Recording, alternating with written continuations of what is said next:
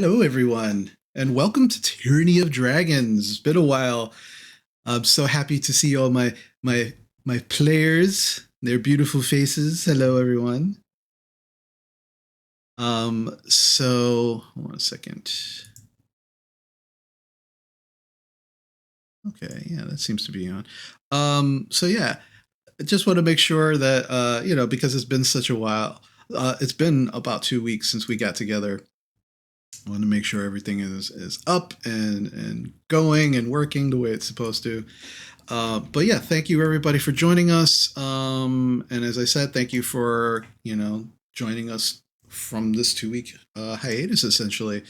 Um, Announcements are going to go pretty quick. I just wanted to say again, thank you for indulging us and us, for us being away and then coming back to support what we're doing. Um, you'll see in the lower left hand corner a little white kitty cat. That is Gabriel, who is going to be basically our unofficial official mascot for the streams, in memory of our little buddy Gabriel, who passed away 2 weeks ago. He was 25 years old. He was a lover of Twinkies and chicken. In fact, my son basically joked that probably the preservatives in the Twinkies was probably what made him live so long. Um, but we miss him every day. It gets a little easier every day. But he grew up with my kids. And he was one of the most chill creatures I've ever encountered in my life. And so, we miss him every day. So he's gonna be our little mascot, and he will be talking to us, to you as we, progress through the stream, just giving you little tidbits of information and things like that. But yeah, so that's what he looked like. He was a little white cat. So, well, actually not so little, but so that's the first announcement. I just want to He introduce was a him. lovely old man of a Yes, kitty cat. I loved yes, him. yes, he was. He was amazing. And then secondly, we're going to be hearing different types of music, and sometimes in some cases you won't be hearing any music because we're still trying to figure out the whole music thing for technical issues. So hopefully we'll have that all fixed up as soon as we can. But in the meantime, just bear with us. There will be some music, but it's just going to be sporadic and different. But the gameplay will still be as amazing as it always is. And that's pretty much it for my announcements. You all pretty much know what I do. I want to kind of just jump into game, but I will say before we get started, during our break, you will absolutely see all of the amazing things that our players do, their projects and such. So please support all of their projects. It's one of the reasons why I began streaming the games that I do, because not only do I want to share the amazing people that I know with you, I want to essentially pimp out all of their stuff. Because they're amazing content creators, they're amazing people, they're amazing talents. So please support all of their things. You'd be doing me a favor in supporting their stuff. So please do so. I'd appreciate it. Show them love like you show me love. And I guess with that, we can actually go into, again, I love that I could do this, our opening credits. So here we go.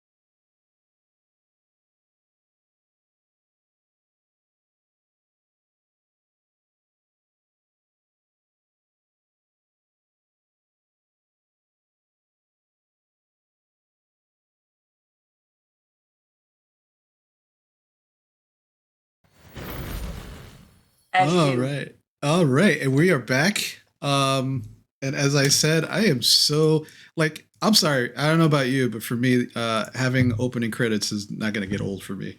I think that's pretty cool. Alrighty. So it I love the Gorple. I love the Gorple. Um, all right. So last we were together, you were all in various ways beginning to help the people of Greenest, a city, a little city or town, depending on your view, um, from an actual attack of not only what seemed to be kobolds and um, interesting individuals, humanoid individuals guiding them, but also that of a blue dragon. And so currently, you have made your way back to the keep, which is the tallest and most center building. After making an excursion into the city itself through a secret tunnel, um, in order to possibly find more townsfolk that might be trapped outside of the walls of the actual keep. You were able to make your way through a few areas. You were able to rescue a small young gnome teenager who was very indignant at being rescued by all of you. But you did discover she was the daughter of the individual you had been sent, that most of you have been sent to escort back to Findalen. Making your way over to what she described to be the location where she last saw her father, you unfortunately found that he sacrificed himself to take out a good number of these invaders into Greenest before perishing himself. You also made the interesting, a few of you actually made the interesting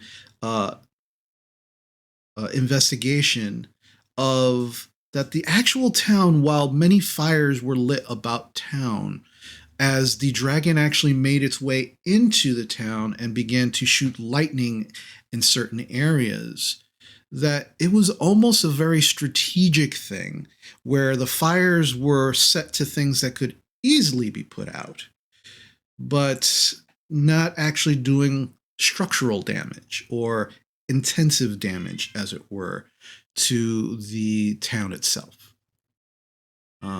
Noticing this and taking note of not only the dragon flying into Greenest, but also making its way back out of the town, you did take the body back of the unfortunate deceased gnome enchanter back through the secret tunnel, made your way back into the keep, and that is currently where you are at right now. So I wanna just very quickly brief you on a few things. Gorple, can we get the daughter's name again?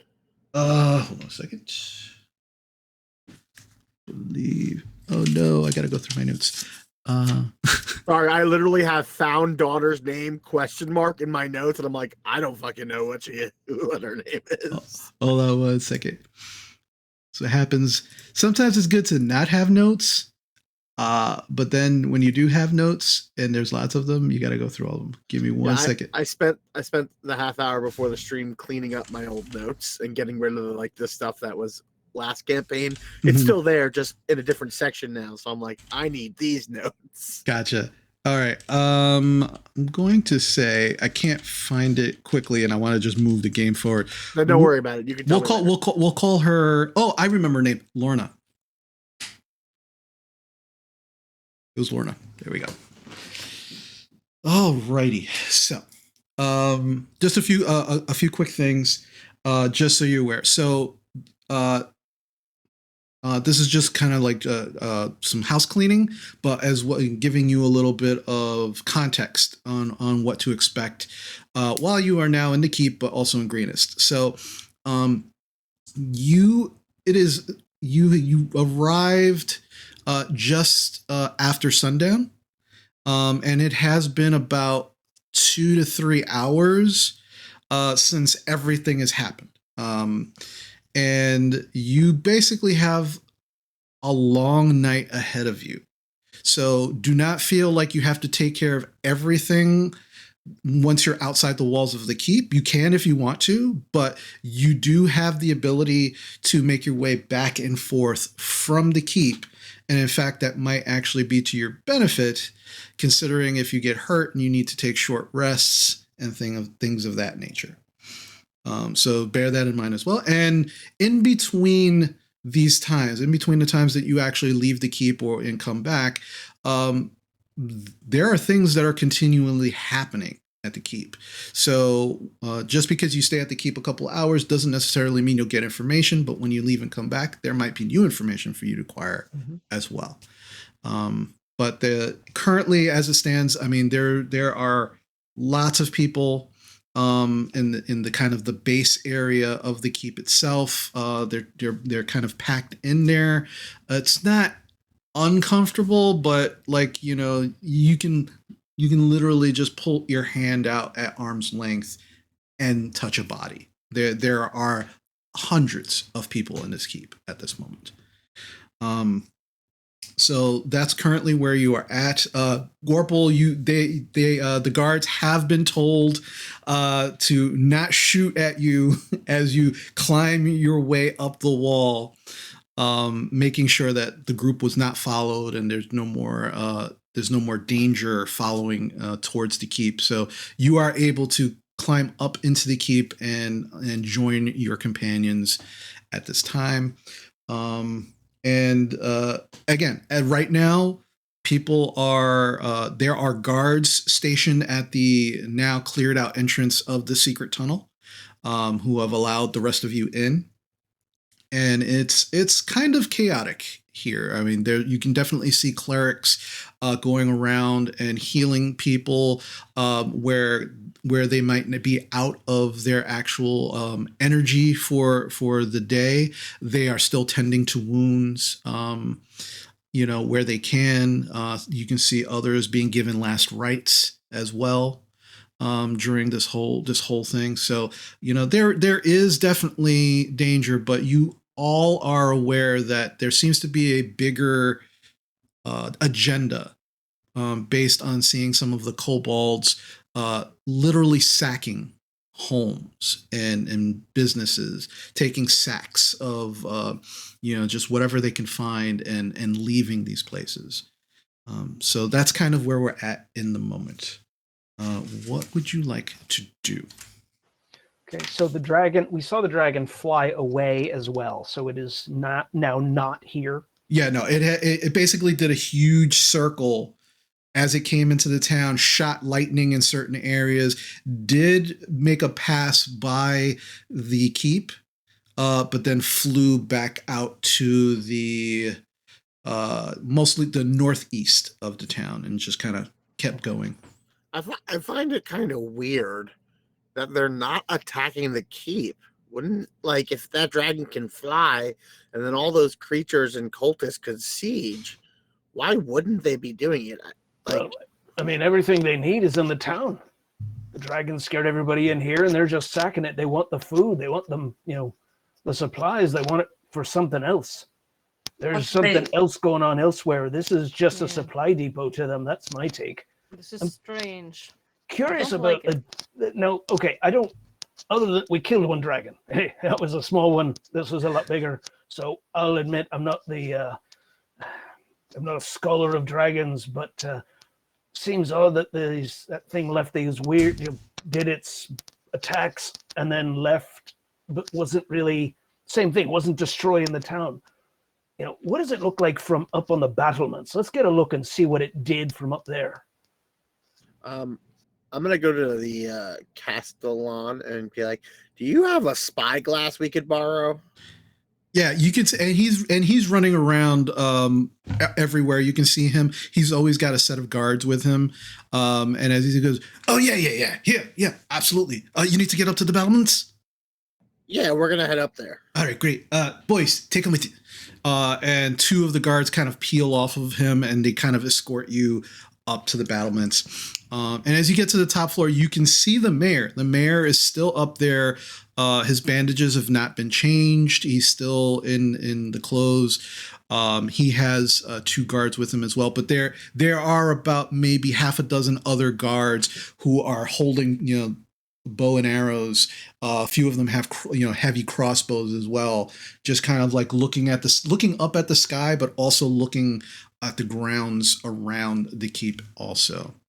But it is nighttime, correct? So it's, we really can't see into the town much except for where fires are. Right. Yeah. Where the fires are at, those areas seem to be somewhat well lit.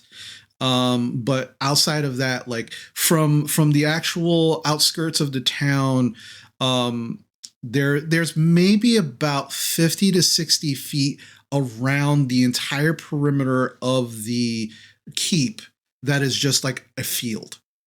And in that field, there is no light because there's actually no fires in that area.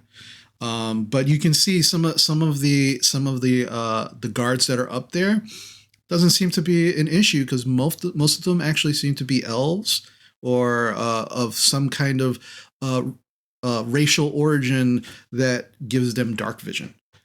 So they actually seem to they can only see so far, but they definitely seem to be keeping tabs on what they can. So as you get up there, you can see the mayor actually sees you approach and, oh, good, come. Were you successful in finding anything out or helping anyone?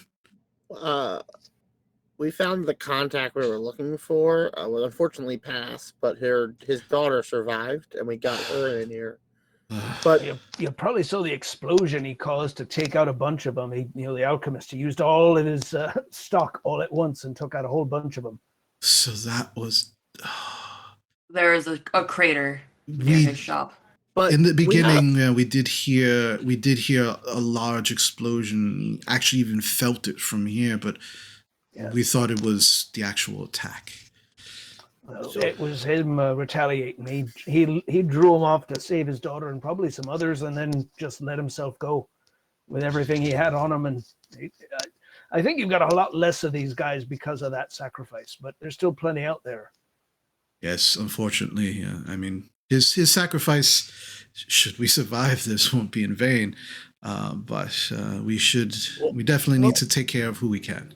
Speaking of surviving this, so they're not burning your town. They're making fires so that they could drive people out, and now they're just looting. I don't think that their goal was to kill everyone, because if they wanted to, why did that dragon just fly over this keep? You watch the mayor, he's kind of nodding, and he's thinking about what you're saying. He says, well, that would make sense, considering... I mean, we're still missing a number of people, but most of Greenest is here. He just kind of looks up at Bocek. Yeah, yes. No, this is the way he works. It's all right. What do you got, lad? What if cultists corralling so dragon take out whole town in one sweep? Well, that is also an issue to worry about right now. I mean, do you have any ideas? I mean, well, I'll say this: when we first came to the secret tunnel, I thought the cultists were searching for the tunnel, but then we found another survivor who we sent back to your men, and they were actually searching for that person. So they have no idea about the secret tunnel.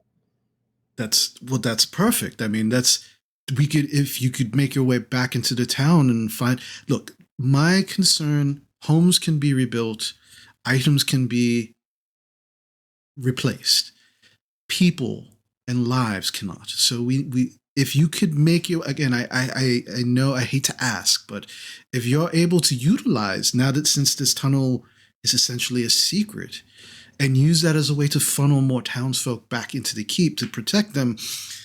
Granted, your tall friend here makes a valid point. Uh, but right now the dragon seems content on not attacking us, even though we have fired a number of volleys at it as it has come. It has frightened most of my guards, unfortunately, and the ones that are up on the battlements don't seem to be affected the way the others are. My folk have dealt with dragons for quite some time. They're obviously, and do a number on this keep, but if it comes straight at it, everyone's firing at it. One or two lucky shots, it's gonna get hit in the eye.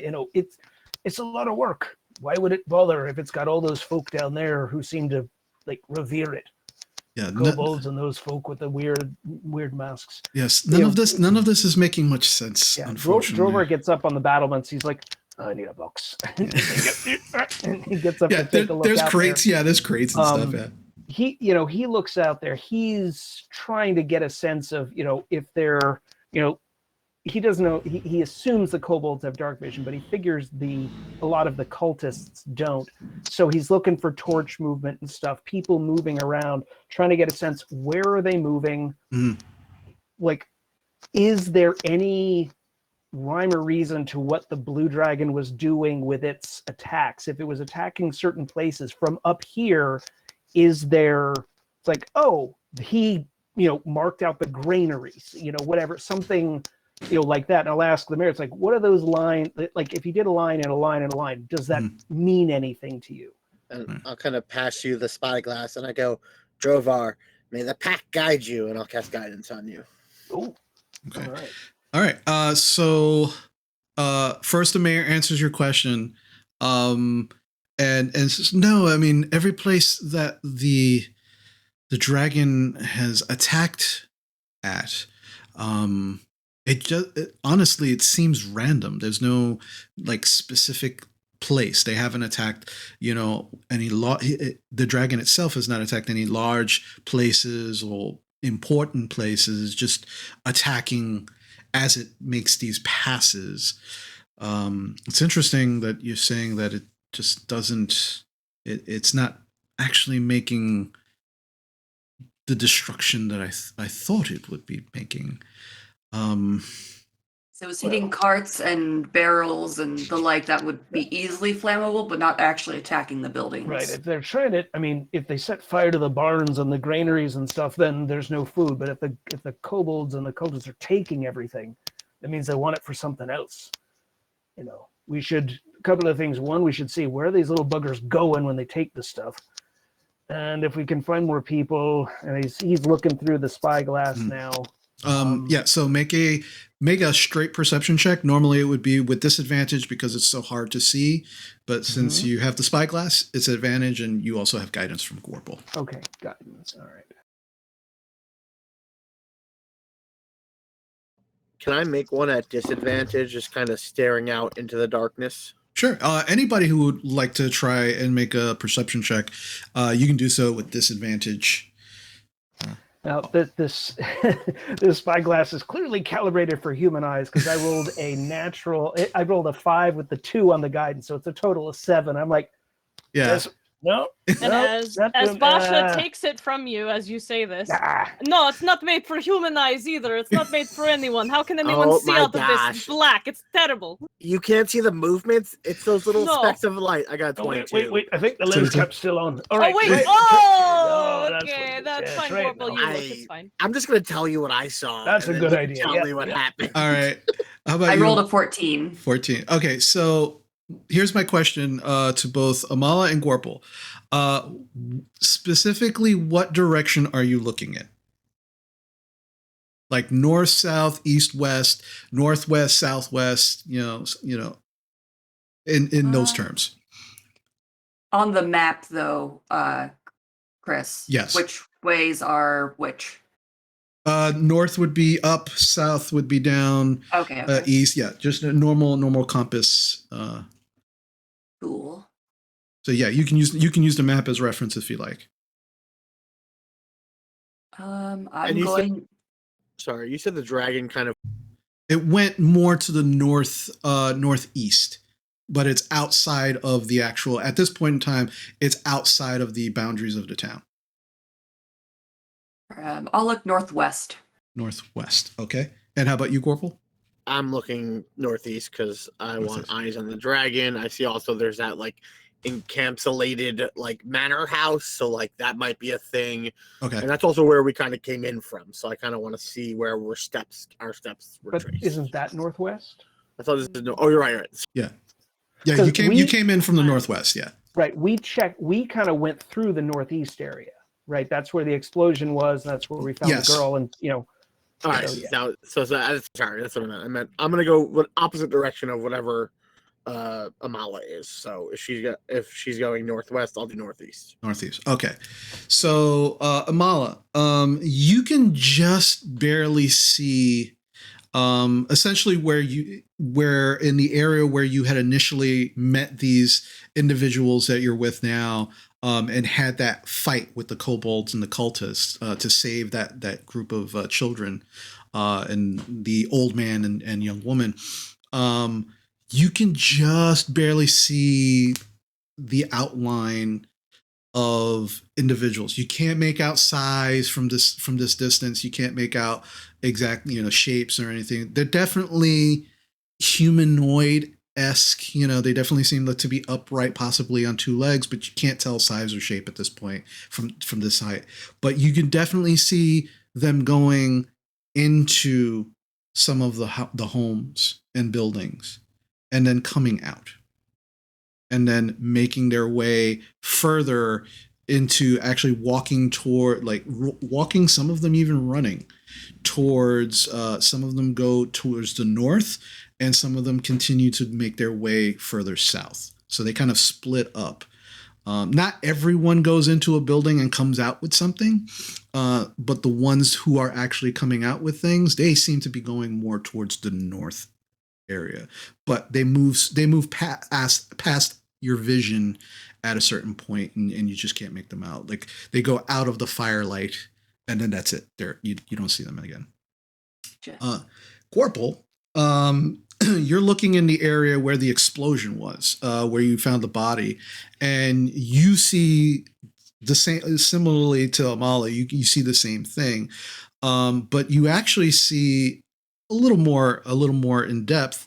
You see what looks like a group of 5 or 6 individuals, some much smaller than others, but they seem to be picking through the crater area that you were in. Like, they're just, like, you can see them just kind of like tossing things, and like they seem to be searching, and then after about a minute or two, they seem to not find what they're looking for, and then they continue to the southeast.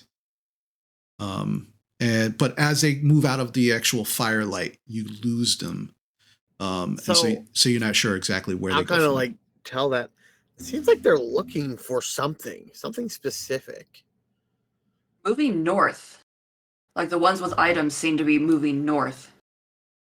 Okay. So we saw this town before it got dark. So if we're looking at this map, we can kind of remember where things are, even if we can't see them now.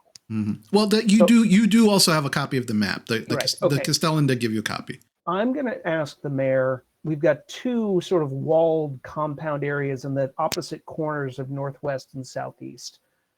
What are those? That's what drove our asks. I mean, right, and are those like walls things that could be like defended, or are they just sort of like privacy barriers and like people just shouldn't climb over them but could? All right. So specifically, let me just bring up the map real quick so everybody can see what we're looking at. All right. So you were asking, Jovar, specifically, you were asking that area. Okay. Yeah, the two walled areas, one to the northwest and one to the southeast. I see those are kind of the biggest sort of plots of, that's one. Yeah. Okay. So the one to the northwest, the mayor looks at you and goes, that's actually, can you hear me? Mm-hmm. Okay, hold on a second. I'm not sure, but it looks like the stream froze. Maybe. Hold on one second. Looks like we all froze. Yeah. Oh, no, I don't like the look on my face. Hold on. It seems only our cameras froze. Can people still hear us? If you're in chat and can still hear us, please say something in chat that you can hear us.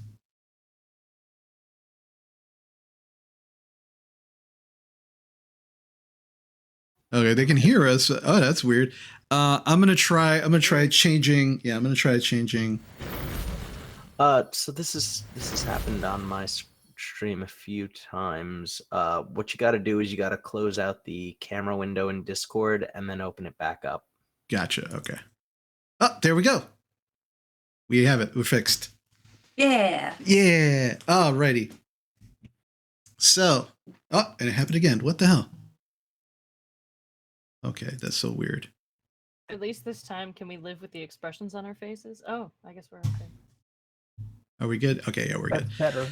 Yeah. Okay. It's a little better. All right. So the place to the northwest, the mayor looks at you and says, yes, that's actually my home. So I may at first, during the attack, I tried to bring people there specifically, because it is, the walls are not very fortified, but I mean, it can offer some protection. But we quickly saw that it was not going to be something that we could do. So that's why we brought everyone to the keep. But to the southeast, that's actually that is the church. And who is it church to? I'm gonna tell you right now. Hold on a second. It's the temple to Chantia.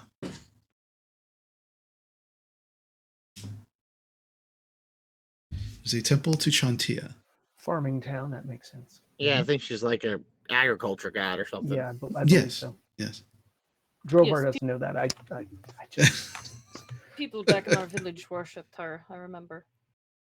So, but yes, that's the walls there. I mean, they're not very tall. They're not very fortified.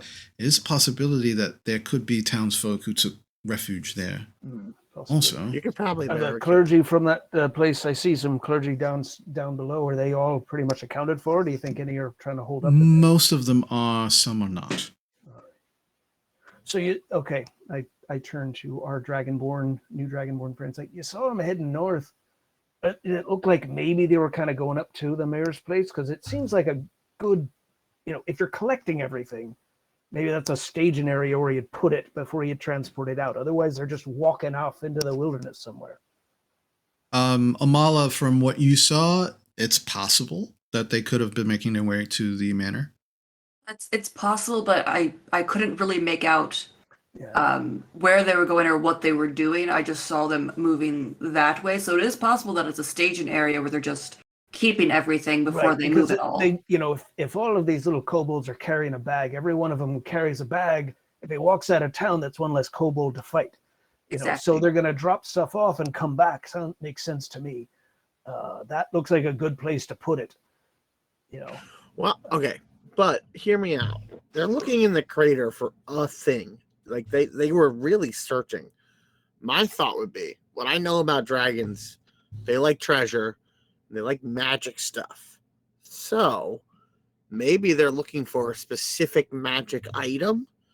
Then we could have Basha maybe detect magic for the area to try to find it beforehand to maybe give us a clue to the plan. I look at Basha as well. It's like, are there you heard of any obscure legends that your wizard mafia would have said, hey, this is a good place to check for stuff? Can I roll for obscure legend memory? Sure. Yay! That would be. I'll leave it up to you. Either Arcana or straight intelligence check.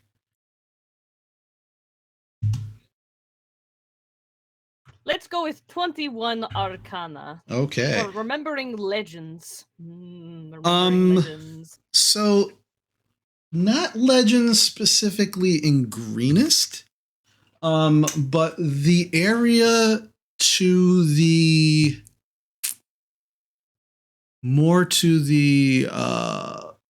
east of Greenest, you begin to recall that there were many legends based around dragons in the eastern area, the very, very southeastern area of Farron. And as you realize you are very south from where you normally are, you also begin to realize, oh no, wait, east of here, there are a number of places that have been named, because of dragons or dragons in the area.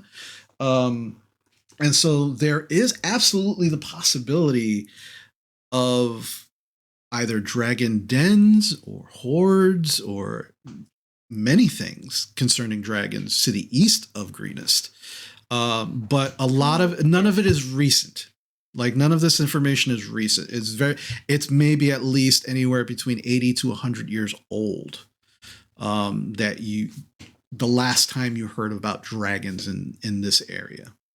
To the east, there be dragons. At least 100 years ago.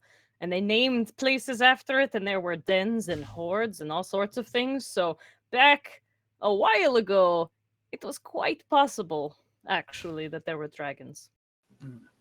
Something's not also adding up.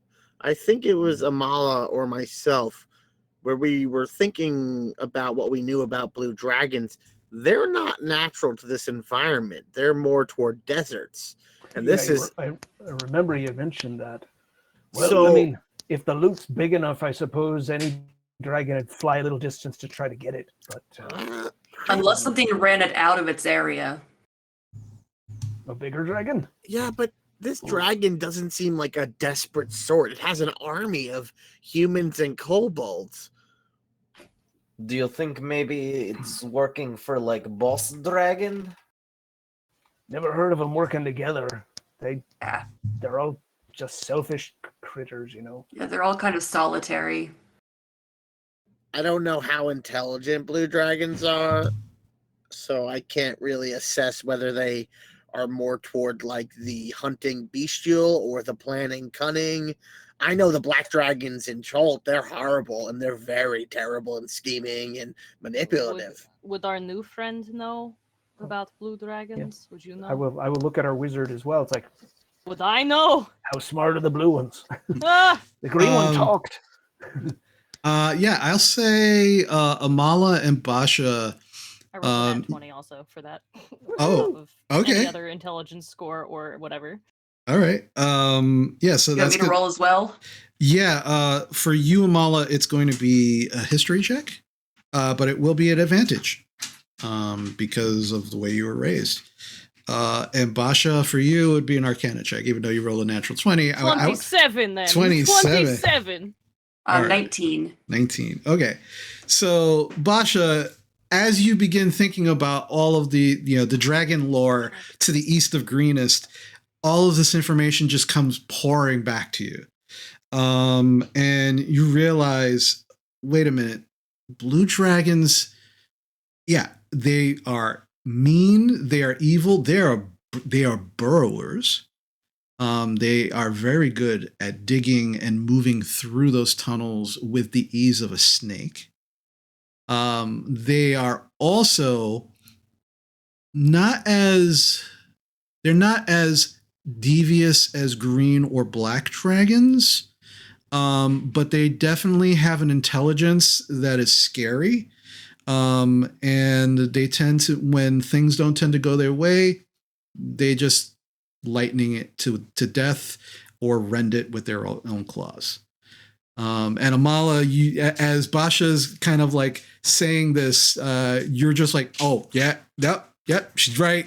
Yeah, yeah, everything. That's all of that. All of that, yeah. Wait. But if they burrow, could that mean dragons like underground, like right now, and that's why we couldn't see it when we went up above ground? You're not sure? I don't think it could have fit through the tunnel we came through. But... Maybe it's burrowed a different tunnel, maybe outside of town. Maybe it's burrowing a tunnel like this way as we speak, and we don't know. Well, we should ask if they've experienced like earthquakes or anything like that lately. We should ask. It does seem to be flying, though. Yeah, so I'm not sure if it's burrowing this way. I figure if it burrowed in, that ambush up out of the middle of the ground in the middle of town, that would have That would have been a very effective way to sneak in, but it flew in. Everybody saw and heard it coming. All right, we gotta get down there. There's got to be somebody in charge of the kobolds and the cultists down there when the dragons are around. We got to get our hands on that guy. Oh, Right. we got to get our hands on that person and work them over and find out what they know. And Though Basha, we should check the church for survivors. Yes, that too. And Definitely Basha, have treasure Yes. there. with that role, you would also know, because this would be helpful information, that once a blue dragon especially makes a lair in a specific area, its mere presence begins to affect the environment. Specifically with a blue dragon, there would be clouds of dust devils and sand swirls, lightning and black clouds in the area. You don't see that where you currently are, but should you see that, that's an indication that the dragon has probably been there for some time and possibly has a lair around. Interesting. Yeah, I tell them that. So we should look for these things to see if maybe that's a thing. Any idea how long after a dragon decides to put down roots somewhere that starts happening? Once it makes a lair. I mean, I feel like it should be pretty quick. Yeah. I would say, yeah, pretty. As soon as it begins to make a lair, the environment begins to change. Does that happen with all dragons? You're not sure I look over at Gorple. It's like Yeah. you said the blacks like swamps. Does it make swamps swampier or something? Well, Gorple, I mean, yeah, you would know it makes the area, like the vegetation is very dead, water and things like that become very acidic. It becomes almost uninhabitable in the area. yeah, it becomes like more decay and awful. I generally I don't think it's always. It's probably older, more powerful dragons most of the time. We've hunted a wormling here and there, but our tribe has never gone after a full size black dragon. That's too much. We're good, but I think like Thunder Beast is like our top. Thunder Beast. All right. Well, I don't think we're going to get any more answers up here. We got to get back down there. So, what do you think? We check out the church first, make sure that get anyone who's in there out. Yes. Can we kind of use the rest of this time to finish a short rest and then go? Yeah, Yes. absolutely. Absolutely. that would I love be that nice. idea. So interesting. So one of the things, as Drovar, you had actually mentioned, like getting someone and kind of working them over for information. And as you do that, the mayor just is like nodding emphatically. Yes, do that. You're already doing so much. If you bring someone back, I'm sure the Castellan could make them talk. So bring some. Don't bring the kobolds back. They're just. I doubt they will know anything. But if you have to, bring something back that possibly has information. Yeah, we got to find out who's giving them their orders. Get our hands on somebody. All right. I mean, a commander, even a low-ranking one, of whoever's doing that would probably work. So, considering that you said the humanoids, the larger ones, seem to be directing, those are probably your best bet. This is a question I guess for DM. Do I know, would hold person work on these people? The cultists are human, right? So they'd probably that would As work far on as them, you right? know. Okay, cool. I have way of keeping them in place if we can like get them to a point where I can do that. Well, absolutely. Get some rest. Food can be made. Food is readily available for everyone who needs. So please help yourselves. But yes, if you're going to check on the church and the temple, yes, please. If you find anyone, please bring them back. Of course. All right. So the plan is that once we finish our short rest, our next venture out, we're going to head into the southeast and try to get to the church and check that out. Okay. And if we find somebody that we want to bring back with us, we'll do that. Also, Amal is going to change the bandages on the mayor. He pushes you off. Okay. He said, no, that there are people who need far more tending to than I do. I'm perfectly fine. Thank you, though. I do appreciate it. Don't let it get infected. It'll be fine. If you could help any of my people downstairs, that would be appreciated as well. I'll do that then. Thank you. All right. Yeah, I rest. I bandage up, and so does Teague. Whew. All right. It's dark. This is going to be hard, guy. Like, we can sneak probably better in the dark, but I think the problem is going to be a lot of us can't see in the dark. Well, I can, and Gorp, you can now, right? Well, I can kind of feel the environment around me. It's more of a, well, T can see in the dark, and I can ride him. So that's the easy part for me. But the problem is, if we can get places quietly, but if they're not using light, we're not gonna see it. True, but it seems like, if the okay, just checking. Every time we've encountered any of these guys, the kobolds have never been by themselves, right? There's always been at least one humanoid trying to, like, giving them orders or so far, yeah. Over them. So far, that's been the case, yeah. Okay. My guess is, we keep a lookout for the torches. Those are the guys that are going to be giving the kobolds orders. The kobolds might see us. They might skitter off and raise the alarm. I think we just move somewhere else. What we wanted is to look for the guys holding the torches and just take them out. Now, I will say, we took out that last group so damn fast, we wouldn't have caught anybody to ask questions of. So we've got to pick our lucky one that we're bringing back before we start swinging next time. Noted. Okay. All right. So you are able to take a short rest.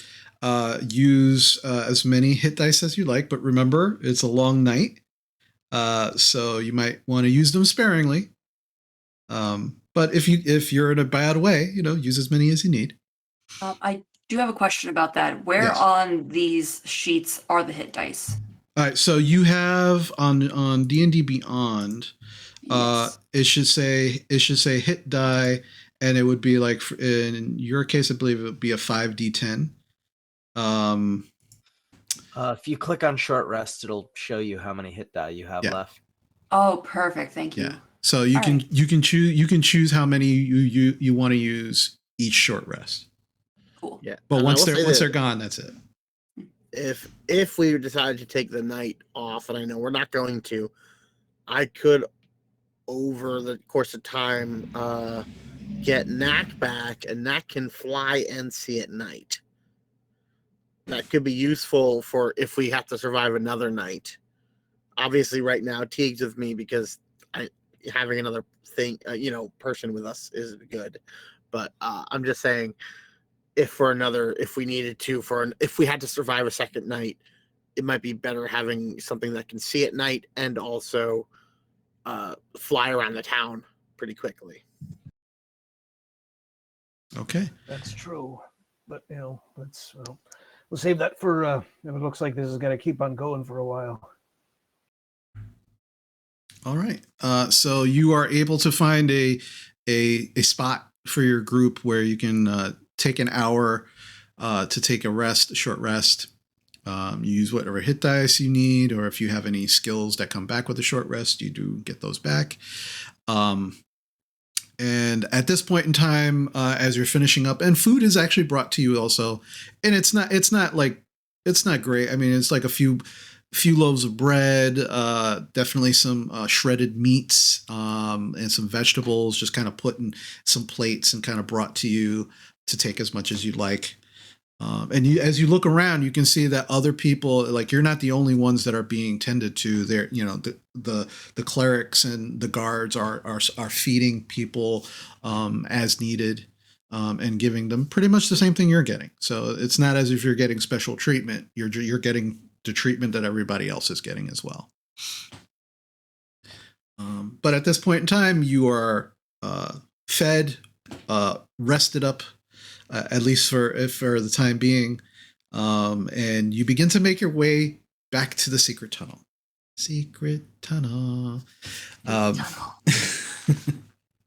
Secret tunnel. Secret tunnel. There we go. I was waiting for it. So as you're making your way through the tunnel, I would like to have a marching order because you all can only go in, single file at this point. So I need marching order, please. I think Drovar will go first because I've got the dark vision. I'm gonna meet you outside the tunnel, just so I can keep it clear, so there's no surprises for when you get out. All right. Okay. So you basically climb over the wall and do the whole thing. Okay. So you're gonna just kind of be stealthy. I know it takes them a half hour to get through the tunnel, but I figured at least keeping myself on the ground, eyes up in the area, I can make sure it's clear. Okay. Are you sending Teague with them through the tunnel? No, me and Teague are gonna. We both have a climbing speed, so we're gonna go together. Okay. So I need you, specifically you, Gorple, I need you to roll stealth checks for yourself and for Teague.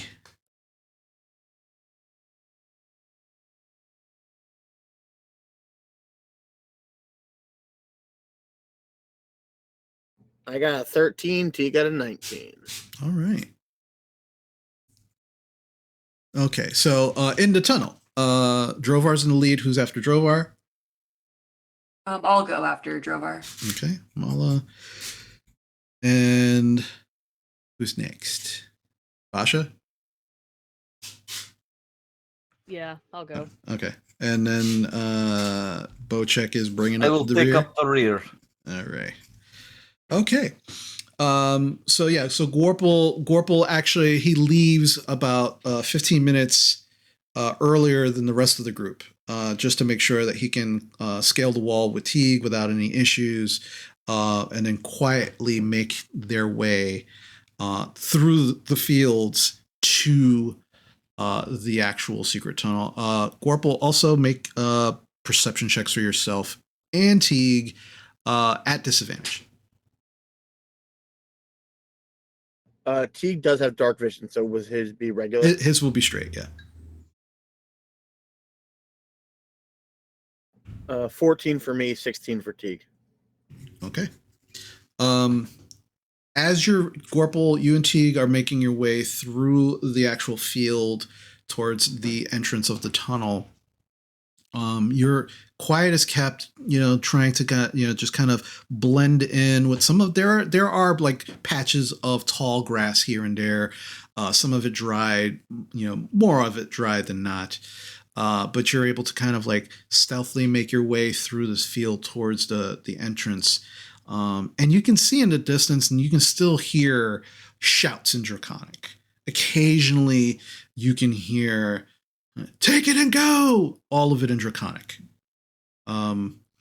But without much of an incident, you make your way to the entrance of the tunnel. The rest of you, you are able to, again, make your way through the tunnel. Drovar, as you're climbing up, you definitely see kind of Gorple just kind of like hunched over, just watching the tunnel as you come out, giving you the thumbs up that it's all clear. All right. Come on up. All right. So as you are all making your way up, I need everybody, including Gorple and Teague again, to make stealth checks for me, please. Because currently, that was just you making your way through the field. I'm going to guide our plate mail wearing friend or chain mail wearing friend Amala. So add a D4 to your stuff. Alrighty. Okay. Excellent. All right. Digital dice like me today. I like these new dice. They're very kind to me. That's a 12 with disadvantage. Okay. Amala gets a 12. Drovar, what'd you get? 12 as well. All right. Basha? 22. Nice. Bocek? 14. Okay. And Gorple, you and Teague. 17 for me, 10 for Teague. Okay. Okie doke. So as you're all kind of emerging from the tunnel, Bocek as the last one out of the tunnel, you just kind of like put it down and begin to kind of pull like the brush and dirt over it, just kind of keep it more secret. You know, and it's pretty dark. You know, it doesn't take a lot for you to do that, so it's not too bad. But you begin, all of you, to follow the little river. And river is being kind. This is more of a stream where you can actually, you know, basically walk across the stream. It's ankle deep, if you wish, but thankfully you have a lot of trees and brush that kind of cover your movement as you begin making your way towards what you've been told as the temple to Chanter. As you make your way there, you are now starting to hear more shouting. It is definitely getting louder and more defined. But you also begin to hear the sounds of yelling and screaming as you get closer. And as you approach, you begin to see a sight that is pretty terrifying under normal circumstances, this not being normal circumstances. What you see is that this temple is being assaulted. In the northern area of the actual temple. So I'm going to actually bring up a new map so you can actually see as I'm describing this, what that looks like. 1 second.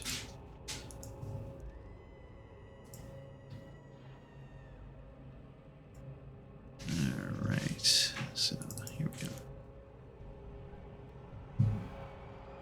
All right. So you're all approaching from the west area. So you are essentially coming from this area. And thankfully, the brush is giving you just enough cover where you can see there are fires that are actually giving you a very good view of two groups. Hold on a second while I actually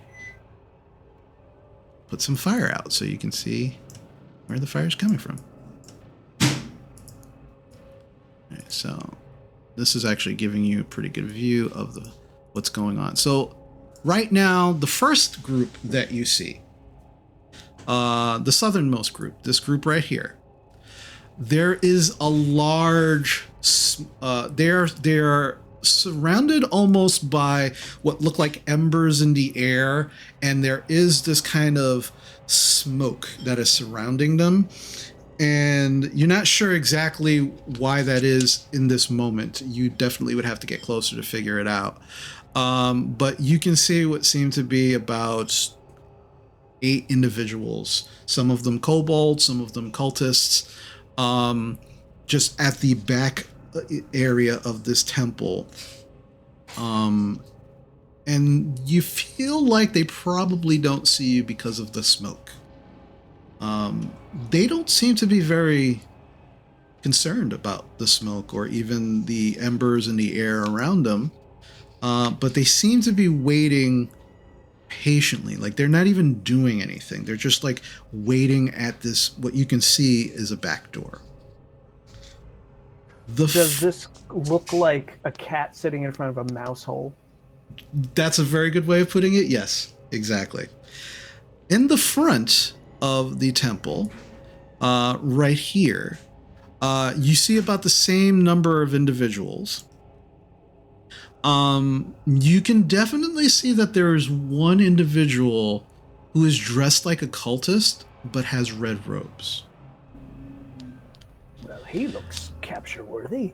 The I was one, thinking that. the one in the red robes is screaming at the top of their lungs, in Draconic, and as they're screaming, the kobolds and the cultists are trying to batter down the front doors. You see them with various of the kobolds are using their swords, and they're just kind of like trying to stab the wood, while the cultists are also like, one of them is like putting the shoulder to the door, the other is like looking around on the other side.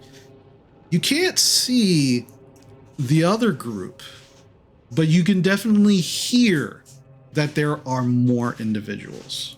You're just not entirely sure how many individuals there are. Okay, 2 questions. 1, how high is the sort of fence wall around the place? And 2, is the church actually on fire? You're not entirely sure. The smoke cover from in this group, in this area, it's like you can make out the individuals, but that's about it. Like, you can't see specific details. You can't see the fire. You can see kind of like embers kind of like rising in the air slightly, but you're not sure if the actual church itself is on fire or not. The fire that's actually lighting, which is actually fairly big, seems in this area right here, it actually seems to be like, it looks like bales of hay that were stacked up in that area that are completely just on fire. If you had to guess, probably the last attack from the dragon, that was probably one of the things that the dragon shot at. He's targeting places to loot. That's what I think he's doing. He's marking He's marking, saying, hit this, hit this, hit this. That's my guess. Are there any bodies? Clever bastard. Not that you can see. Not in your area or on the ground. Outside. Can I whisper to? Oh, never mind. I'm sorry. The wall itself around is maybe 2 feet high, which is why you can actually see what's going on. It's stone. You can easily make your way over it, but it's only about 2 feet high. I know there was some questions or anything. Yeah. Well, those are my questions. Okay. Can I whisper to them, or are we close enough that we'll be heard at this point? Right now, you are all right about here. I'm gonna put your I'm gonna put your tokens up right now, so you can see. Like wave to everyone to like gather in real close for a second. I'll be like, okay, I can cast something to like hit a whole bunch of them at once if you want me to. I was thinking like back door.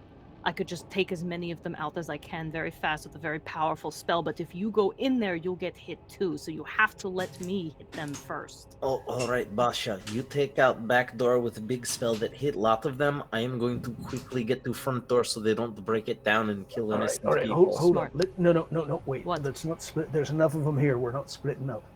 I think if she can take out as many of them in the back, that way, if they're waiting for there's clearly folk in there. They're waiting for them to come out. Let's clear that back. So if the folk have to make a run for it, there's nothing waiting to kill them. How big and loud is what you're gonna do, B? Very big, pretty big, very loud. They will know.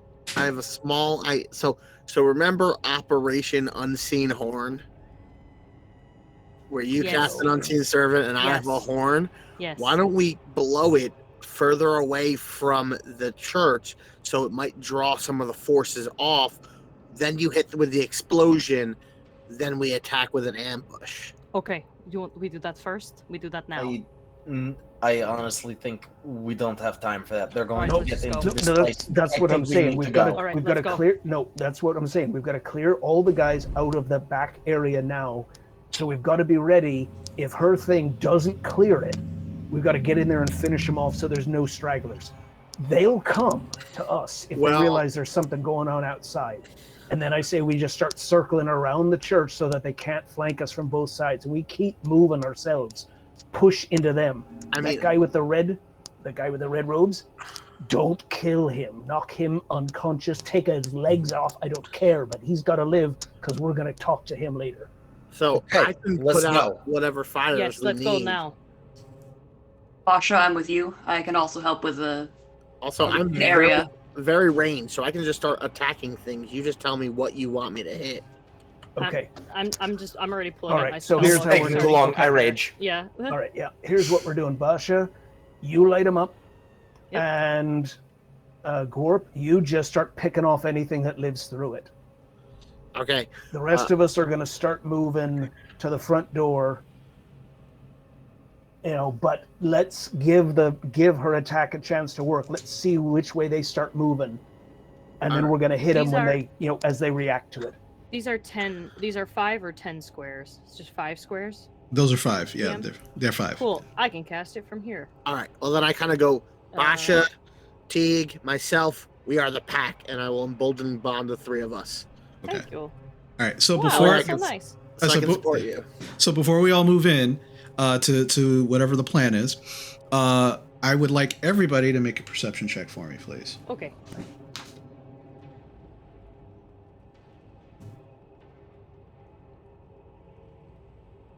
Always forget I can roll on the app. Every time. All right. Basha, what'd you get?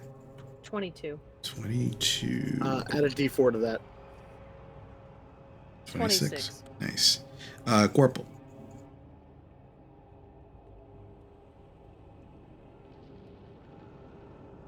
You're muted, babe.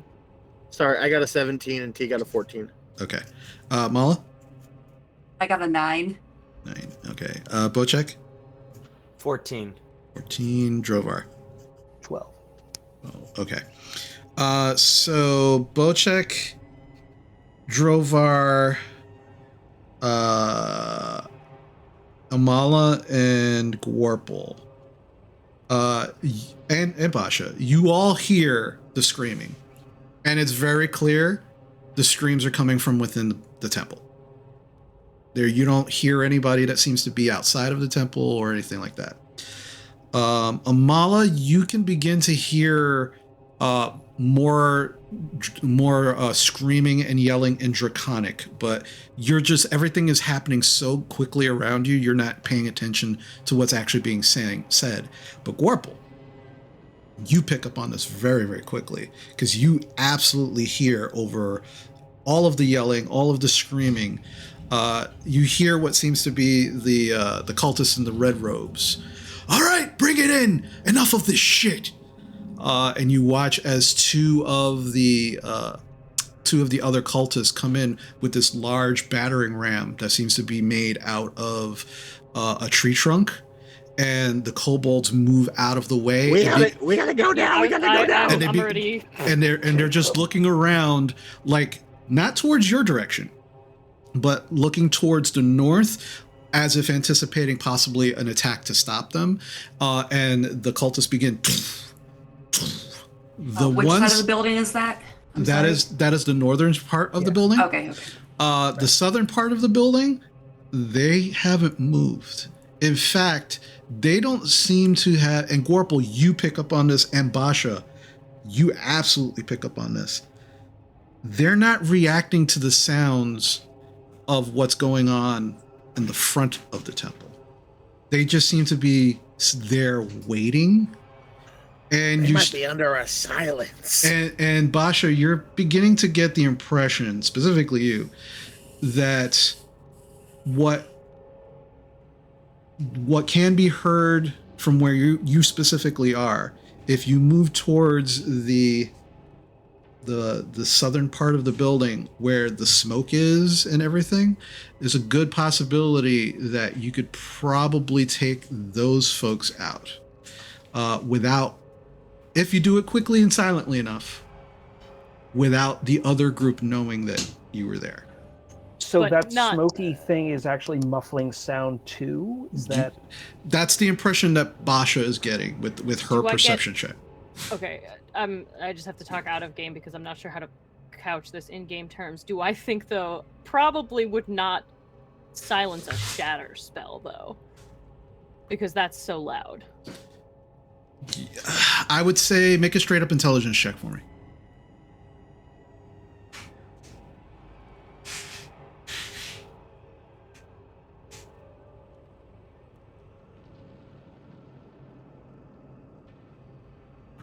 Not natural. 20 natural. Considering that they're not reacting to the sounds of the battering ram hitting the door, a shatter spell is absolutely louder than that. and that might bring unwanted attention. All right, so just very quickly, I'll be like, okay, they can't hear what's going on up front, so if we go take them out quietly right now, I don't even need my spell. All right, Okay. then save it. We're crossing. Let's do it. We're clearing the group south.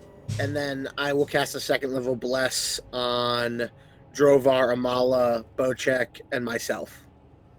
Okay. What's blessed do? D4 to attacks and saves.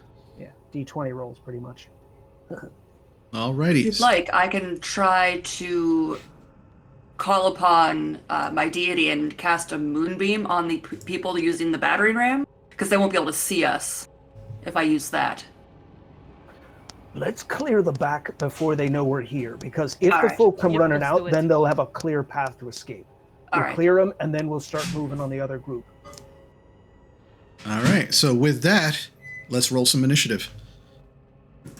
Yeah, initiative. Does that bless add to initiative rolls too? It does not. It is not skills. All right, fair enough. But the bond will be added. So, Basha, you'll get a D4. Don't worry, guys. I'm just going to throw too many D4s at you that you won't remember them. Bam. Perfect. Add the initiative. Ooh. My favorite. Alrighty. Gorple, what'd you get? 14. All right. Drovar. 6. 6. Basha. 18. 18. Bocek. 7. 7. And Amala. 16. 16. Alrighty. And they get that. Alrighty. So, as we begin, as you make your way towards the back entrance of the temple, it is the kobold's turn. You see them just standing there waiting, patiently, holding their swords. That's their turn. Basha, it is now your turn. Oh no, I was not prepared for this. I'm gonna use my second level.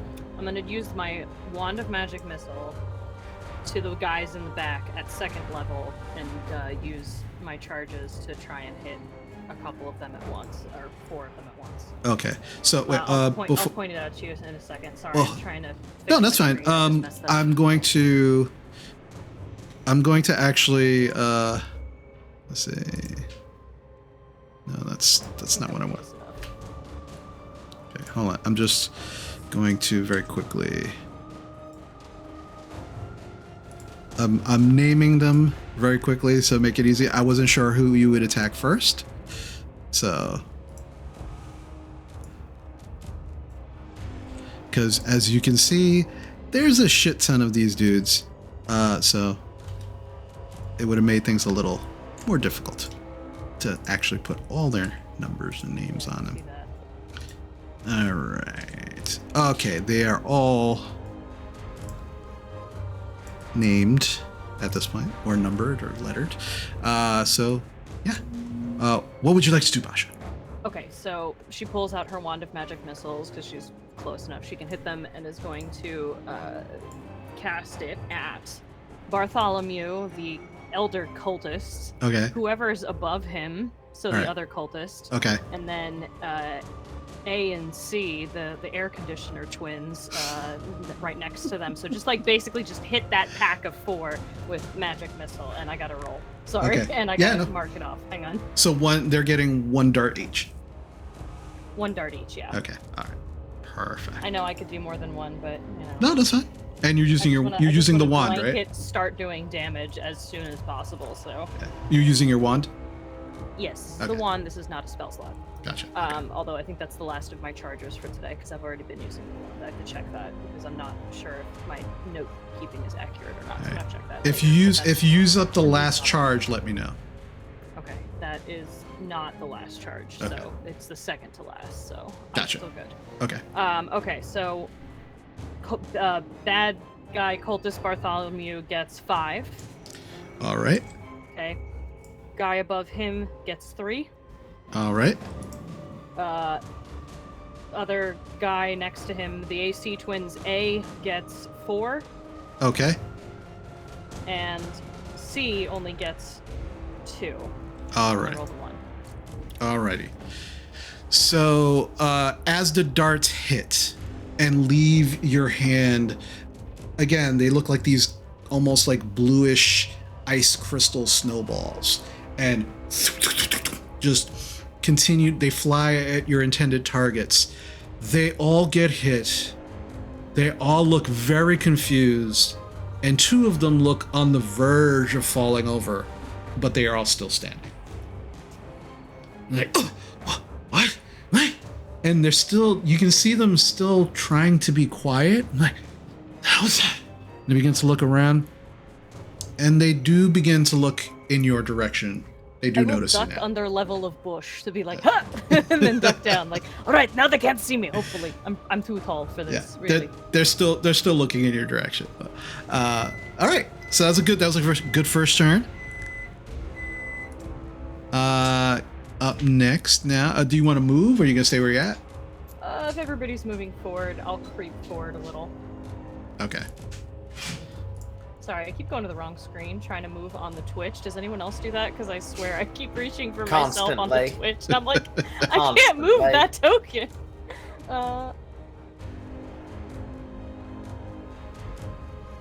Alrighty. I'm gonna go there and stay there because I don't want to get too much closer right now. No problem. All right, Amala, it is now your turn. Alrighty, let me see here. Let me count some squares. 10, 15, 20, 25. Are we able to attack over the wall? If you are next to the wall and they happen to be within melee range, you can absolutely. The wall is only 2 feet tall. Okay, So. cool. Alrighty. I'm not sure if I should to like go up and attack them just yet. Oh wait, we can't be hurt in that little area though. So, all right, I'm gonna Misty Step up to 30 feet. So 5, 10, 15, 20, 25, and 30. So that's gonna put me right up here. That's a bonus action. Okay. So I'm gonna go ahead and I'm going to. How loud are breath weapons, Chris? Yours is specifically. Remind me again. Yours. Oh, mine's ice. Ice. Not very loud. All right, cool. I'm gonna use my breath weapon. Nice. All right. Yeah, take out those 4 that are already hurt. Fuck them up. Yeah, it's a 15-foot range, Yep. and total damage for that is 5. All right. So let's see what that does real quick. All right. So, all right. Dead.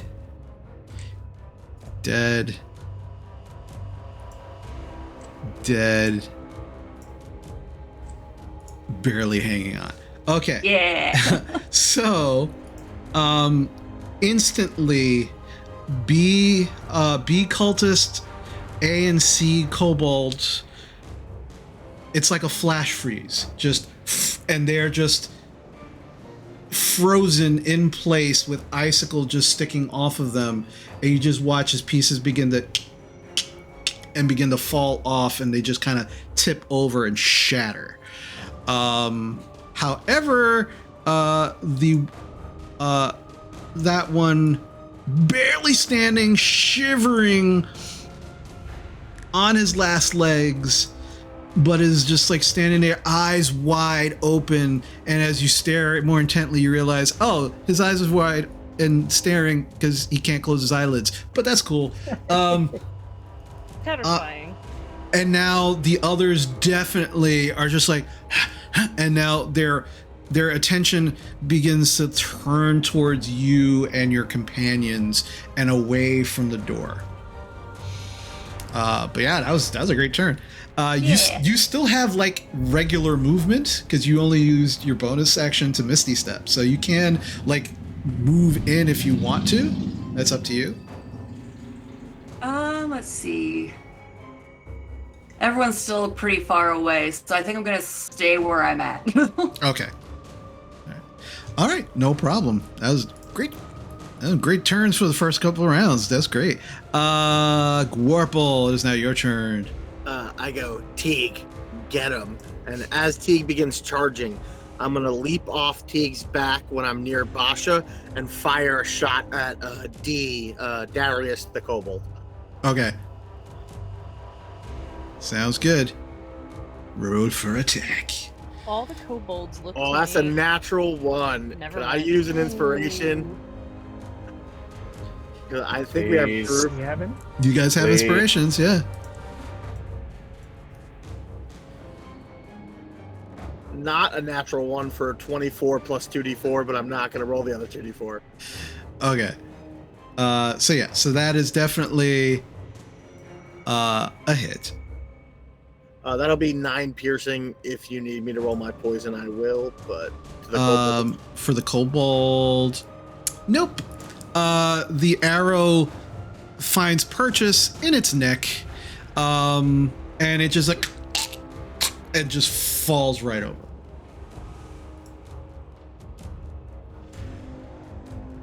All right. Okay. Quickly making mincemeat out of this group. What is Teague doing? Teague is essentially going after D. Okay. Other Darius's twin brother Darius. This is Darius. This is my other brother Darius. And this is my other. Even the dog was named Darius. Should have seen the house at Christmas time. Oh, everybody's confused. I imagine an AC9 will miss Darius's twin. Unfortunately, yeah, it would definitely misses it. They now seem to be aware that they're being attacked. The smoke's still obscuring somewhat their forms, but now they are definitely on the defensive. All right, we are done. All right, nice turn, Bocek. It is your turn. Okay, I'm going to activate Flurry of Blows at the beginning of my turn just to get the extra movement. Okay.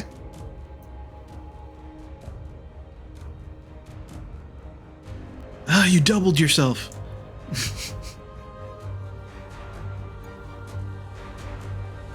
Do you want me to move you? Because you just doubled yourself again. Oh no, I'm sorry, the push to talk button apparently doubles me. That's great. Suddenly there is twin. I don't know how this happened. Powerful monk ability at this level. My God. I'm blown. There's one of me, there's two of me, there's three of me, there's four of me, there's 5, 6, 7. I didn't know monks knew jutsu. Yeah, when did this happen? I don't know, it was during the time skip. Illusion monk. Bocek. Wow. So I'm going to take my first swing at Cultist C. Okay.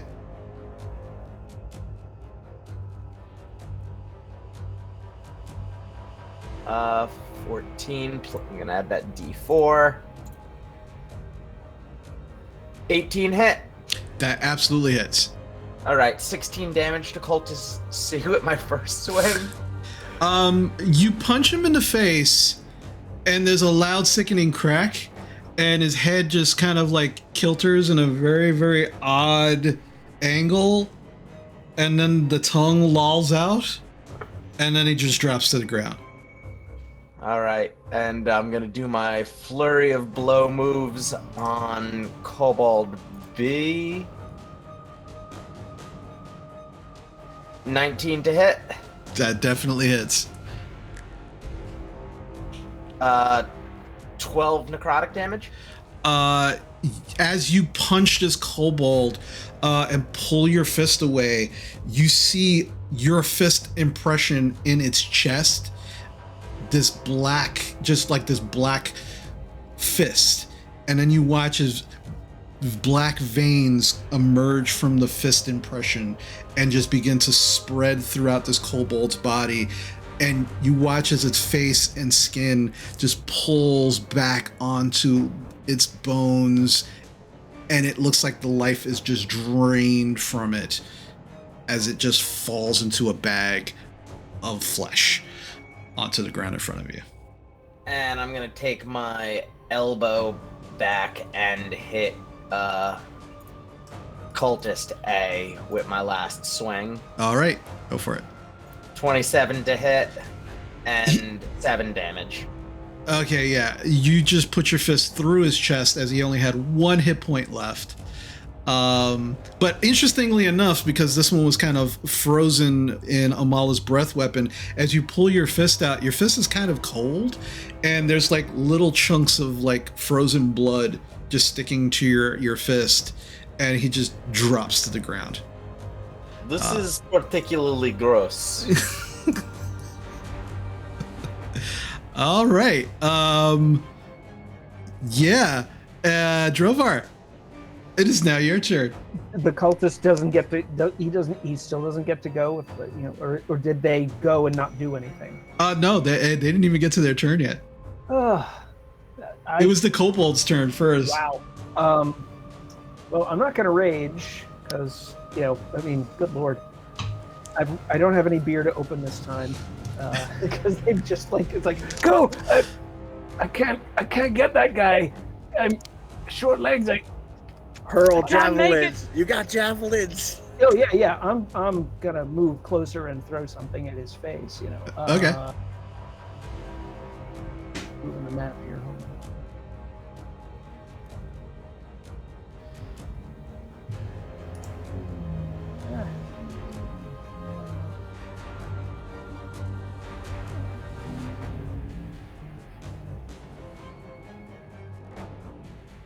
I will get there, run, and then do that with the leap. Get to that point, and let's see. I'm gonna throw a hand axe at him. Yeah, go for it. That is a unnatural 20. That definitely hits. 7 damage. Yeah, you throw the hand axe, and it actually embeds itself in his chest. It's like, he's still up. All right, well, I got another hand axe. Yeah, that's a 23. That definitely hits. Another 9. As he's looking down at the hand axe, he goes. He pulls it out, and as he drops it, another one just right in his chest. It's like, Yeah, get that one too for me. I just want to point out that in 6 seconds we murdered 8 people. Just need everyone to know that was 6 seconds in real time. Wow. We're efficient. all right. So, any sense now that we're in this smoky cloud thing? Like, what is it? Is there something Yes. on fire here? So, yes, you now can see that here, and somewhat by the doors are these what looks like purposely small little fires that have been set. And there are like broken pieces of crates and wood that they seem to have been throwing in to kind of build up smoke. And you can see that the door is slightly ajar, like there is like a space in between the door, and you're starting to get the impression that they're actually trying to smoke them out from the back. Okay. All right, let's break Open the these doors. fires and then let's circle around. I mean, Wait. I'll just shatter them inside building. Open the door and why let don't we the just- good people out. yeah, why don't we get them out? We could surprise them by when they bash in that door, we pop out. Oh, I like that. Okay. So we'll Best kind of Jack in the Box. All right. So who's breaking? Okay, so we're gonna follow initiative really quickly. Actually, no, we're not in initiative because none of the others have figured out what has happened thus far. So Cool. you have a moment to do what you'd like to do, but I wrenched my hand axes back from the guy, and all right. Do you want me to put out these fires real quick? Yeah. So I kind of go, everyone get out of the way. Geyser, and I'll just do a hose across the All right. fires. Can we While he all- is merrily putting out the fires, I will, push the door open a bit more. It's like, Thank you. Yeah. just call it. It's like, hey, we've cleared the guys in the back. Come see that we're not, kobolds and cultists. We're here from the fort. So as you go to push the door, you realize that it is somewhat barricaded. Like you're having, like there is resistance. Right. I kind of, it's like, okay, I mean, otherwise they would have just gone in, but I definitely call through and say, "We cleared out this back, you can come through, but come take a look to be sure. They're about to come through the front." You're waiting like it feels like forever, but in actuality, it's maybe about 6 seconds. And you watch as somebody kind of like, you watch these two eyes kind of appear in the crack in the door and are looking through.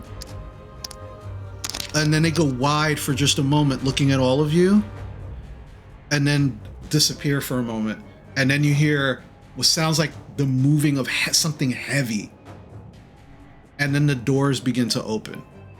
And as the doors open, you can see about 8 individuals.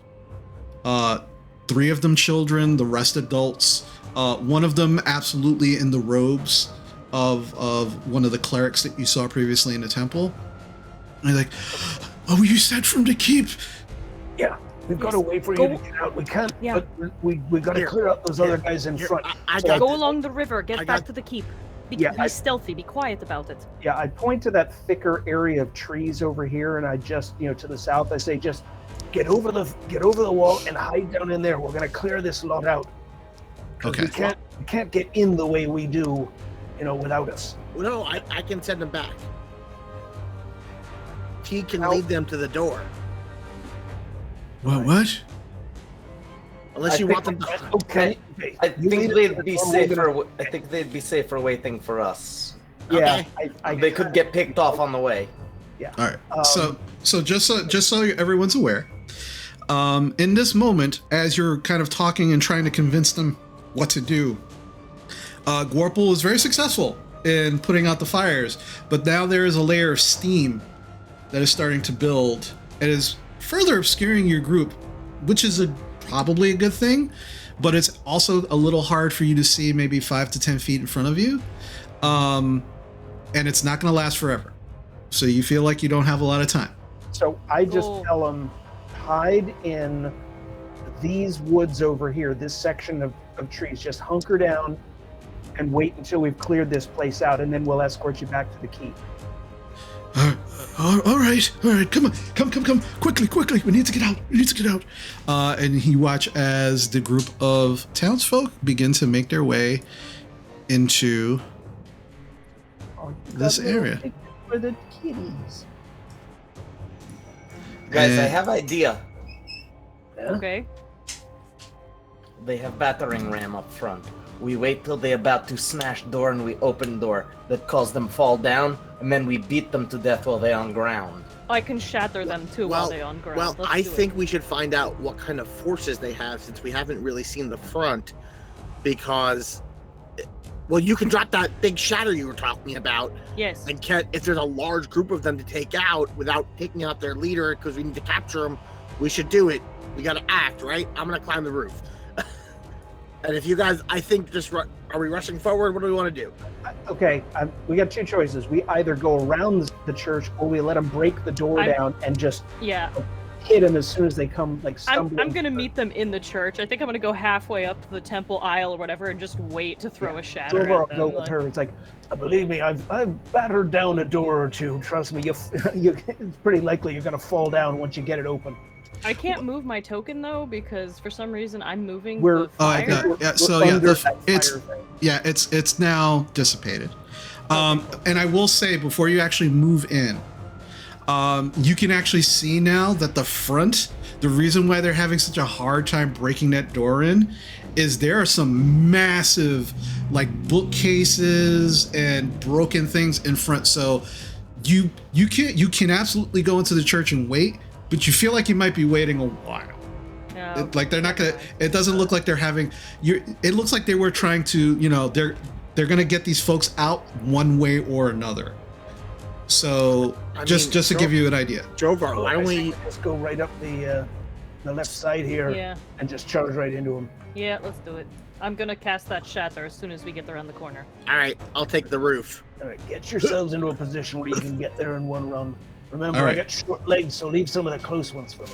All right. So I will say this: you do have there. You still have probably another like 12 seconds of steam. So in this instance where you're trying to prepare, I need everybody to make another stealth check for me with advantage because the steam is still obscuring you.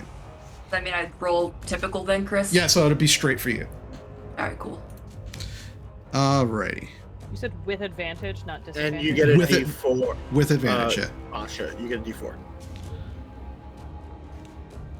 Alrighty. So Basha, what'd you get? 23. Nice. Drovar. 17. Okay. Gorple.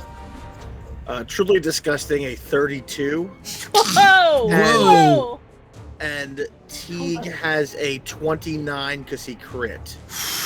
As we Wow. climb over the rooftop, and we're gonna fucking clever You girl got a some 32 and didn't crit? Yeah. I am expertised in stealth, and with a D4. I rolled a Just 9. somehow invisible, like. Yeah. I'm like lurky pokey. Fucking like I disappear predator style into the steam. It's like, That is the most terrifying frog I've ever met in my life. yeah. Basha, you're starting to understand why your sister has issues with Warple. Yep. Yeah, I see that. I see that now. Bocek, what'd you get? 26. Nice. Amala? 14. Gotcha. Alrighty. All right. So set yourselves up where you have the area. And I will say, Gwarple, as you and Teague get on the roof, you now see you see this massive group right over here.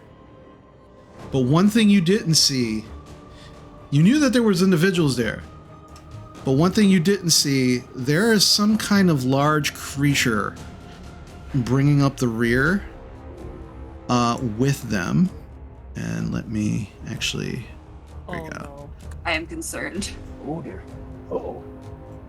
Yeah, it's about that big.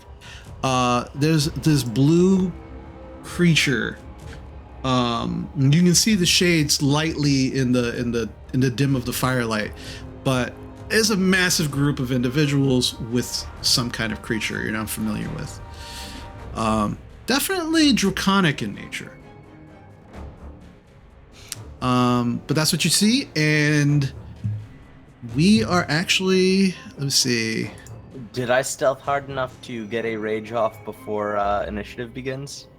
I will say, yeah, you had the steam giving you some aid there, so I'll say yeah.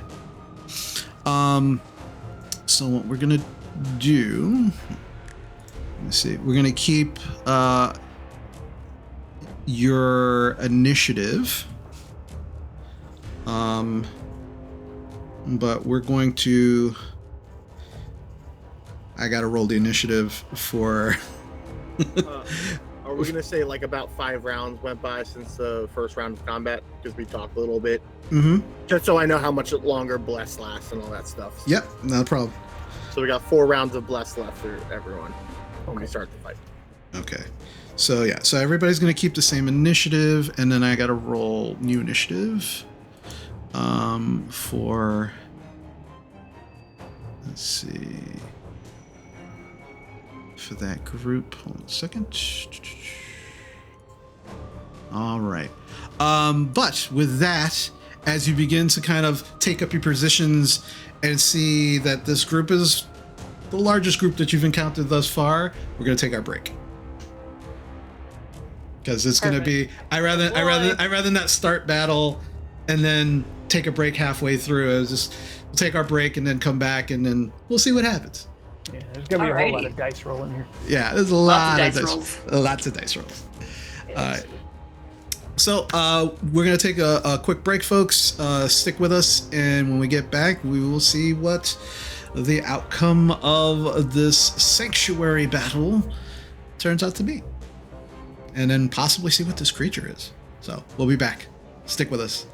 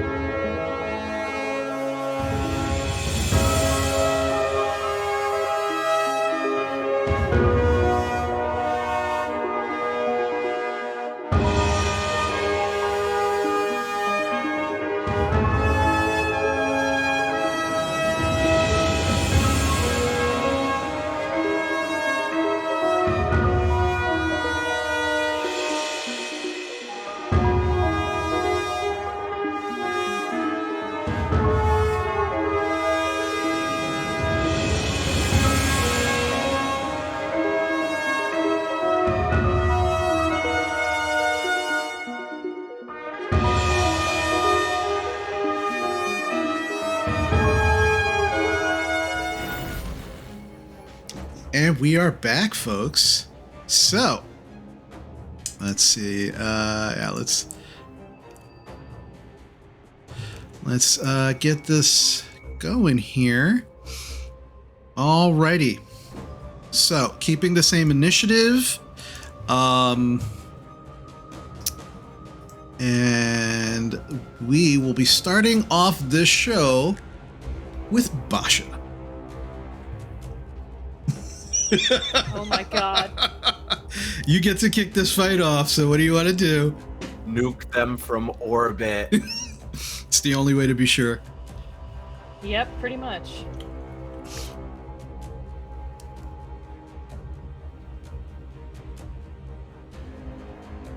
So they're all Sorry, I'm trying to named figure from. out- Yeah, it finally happened. I made my way through most of the alphabet. So we're gonna have I'm some. just trying to We're gonna have some new names here. 5, 10. So it's a 10-foot sphere, so I could get that entire group out front. But I don't want to hit the red guy. Well, I do want to hit the red 10 guy, foot, but not Hit 'em hard. if 10 foot all else- radius if would get 'em all. if all else fails, we'll patch them up. True. All right. Can I climb on? You said this is a 2-foot wall. Can I climb on top of the wall? Yeah. Hello, boys and things, ladies, them fey pals. I don't know who you are. All right. I'm gonna cast a shattered right down in the middle of them, like right between A, D, 1, and C. Just like drop it there Okay. as I pull out. And I think this is the. And by the way, I'm gonna do a. Hang on. That'll be a 3rd level shatter. Ooh. So for 4d8. So you said you're gonna drop it like right here, I'm sorry, I'm not looking at that screen. 1 second. like right here. Yep, right there. And this is I think this is the first time I'm casting this spell, so I don't know what it'll do. But like, Jan, I have no idea what I'm doing. Let's go. I say to my spell book as I start saying weird That's arcane not a things. vote of confidence from you. This is going to be so much fun. Okay, well I rolled really well at least. Oh wait, I have to roll for it to actually hit though, yeah? No. No, they just have to make no. con saving saves. throws. Cool. Yeah, they- Con saves, please. What is the 10 DC? foot radi- What? Oh, 15. 15 con. Yes. Okay. Whew, this is gonna be interesting. All right, so I'm gonna do this one at a time. Let's see. Start with the kobolds. A, B, C, D, E, F. Okay. A through F. All right. So well, we'll- just in case, because maybe she should roll the damage, because even if they, then you don't even have to worry about rolling for them if they take half and are pulped anyway. That's true. That's true. All right. Yeah. So roll damage. Damage is 25. 25. Okay. Yeah. So all the kobolds, there is this loud shattering sound. It sounds like just glass and just things just breaking, as if the air itself solidified into glass and just and as that happens, you all watch as they go, all of the kobolds drop. They just drop to the ground in that area. The cultist, all right, let's see. So the cultist is AB. Red budget. I think we're out of a job. AB, No. AB, and 1. I passed Trovar a beer. Yeah, the cultists, the 2 cultists in the black robes also drop to the ground. But the one in the red does not, but is All right, definitely, boys, give 'em a good extra thumping, but but don't is kill him. definitely hurt. Let's see. Yeah, they all just like scream, almost matching the sound of the actual shatter. And then just all. It is Warple. It is the most terrifying thing you've ever seen Basha do. I knew she had it in her. Now Wait a I minute. have to stop her. I mean, okay, we have to finish this. Wait, is this even more terrifying than you watching me explode that guy's head? That's what I want to know. Yes, Well, because you just killed them all. I mean, you just annihilated like 8 people in less than a second. That's Yeah, fucking there was Yeah. no fire, there was no lightning, Right. there was just a loud crashing sound, and like 10 people just hit the floor. You're right. So, That's actually I really get, terrifying. I get think really Basha's scared even, of like, Basha, and then I go, oh wait, Yeah. and I look Drove- around for the dragon because that was really loud. Yeah, Drovar thought we were seeing baby's first fireball. You know, he's looking forward to it. You know, it's like because a wizard always gets that first one, and it's always shocking when so many things die. But no, this was worse. This is just horrifying. Yeah, Basha, I think, is even a little horrifying. She's like, oh, I don't know how I feel about that. Okay. I like Bye. you even more now. And I think I'm just gonna take a step behind the building, so I'm just gonna stay on the wall but go back here just so I'm like not in immediate range of most things. Okay. And that's our turn for now. Alrighty. Go get him, boys! And It is ladies. now the red-robed cultist's turn. Oh, he's not a magic user at all. I'm sure. As I'm fine. an action, just kind of like reeling from this attack, just like, the holding not just their head but also their chest, and just like, looks around and just now sees you, sees Amala, looks up, doesn't see Gorble, but definitely sees Teague, and She got a 29. mm-hmm. Okay. And as an action, they're going to take a healing potion. They pull out a healing potion, actually a bonus action, pop it open, drink it, and that's 2d4 plus 2. That's our loot you're drinking. Put that down right now. That's Not loud. How dare you drink our loot? Hold on a second. Alright, so 2d4. Those cost 50 gold pieces per. How dare you?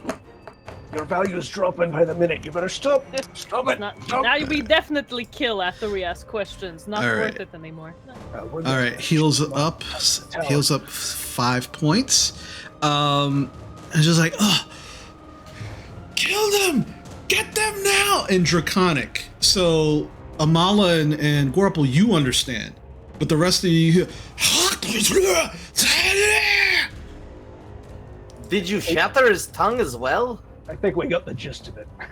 and then is going to run. Sounds mad. 5, 10, 15, 20, 25, 30, 35. And then, yeah, it's going to hold there for the moment. Actually, no, it's going to use their action to dash. 15, 20, 30. Yeah, moves further back to survey, what have you.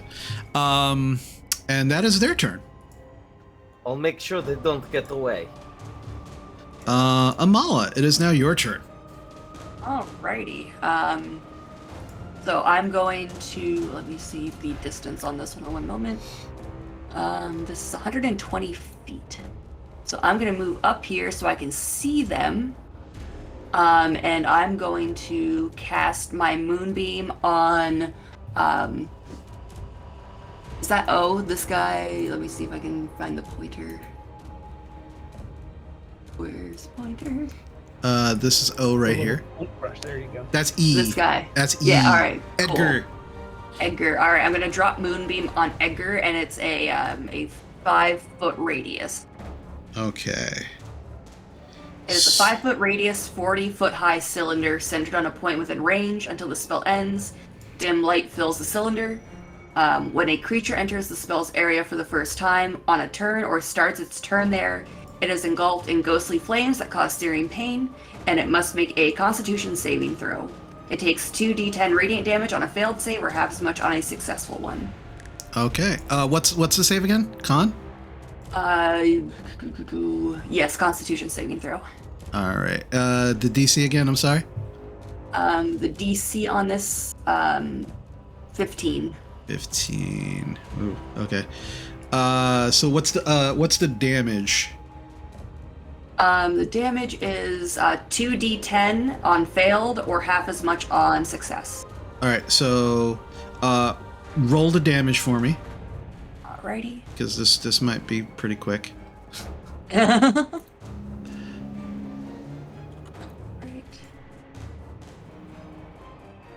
That is altogether that is 9 damage. 9 damage. Okay, so he'll take half of that because he succeeded with a 19. Oh, actually, check. I hold on. Yeah, okay. I just made sure there was. Yeah, it's 9. 9. Okay, so he'll take 5 of that damage. Still up, but now there's this column of light that is just radiating on, and you can actually see he's starting to scream as pieces of his robes are actually burning away from him and just disintegrating as it raises into the light. And it's almost like he himself is beginning to disintegrate, but is still standing and still corporeal in that light. Just like, ah! Doesn't look well at all. All right. Do you want to move anymore, or are you good? Let me move back behind the building a little bit again, just for some cover. Okay, sure, no problem. All right. Alrighty. So that's Amala's turn. Next up is Gwarble. Okay. So I think Bocek can definitely catch that guy, but I'm not sure. I believe in him though. Okay. So I am going to hop over from a stealthy position. I will fire an arrow at that lizard. Okay.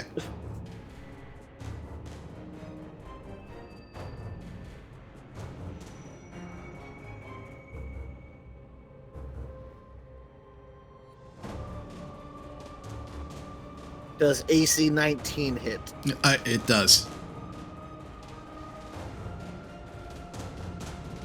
That will be 7 piercing, and I need a con save versus poison. Okay. And then the con save.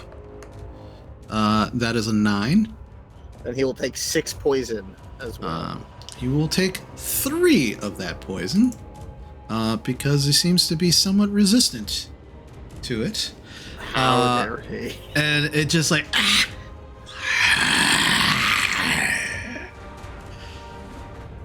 And I go, Teague, go help Bocek box in that guy that's running away. And he's gonna dash.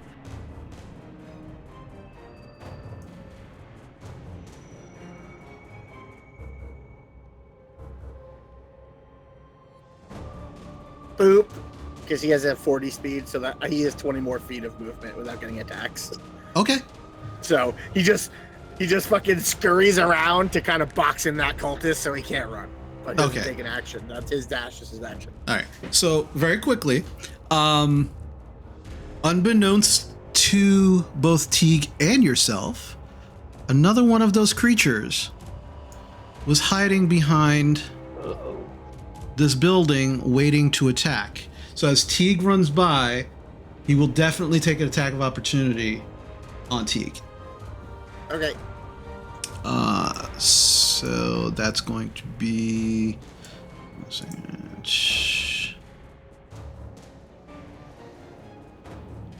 All right, come on. Here we go.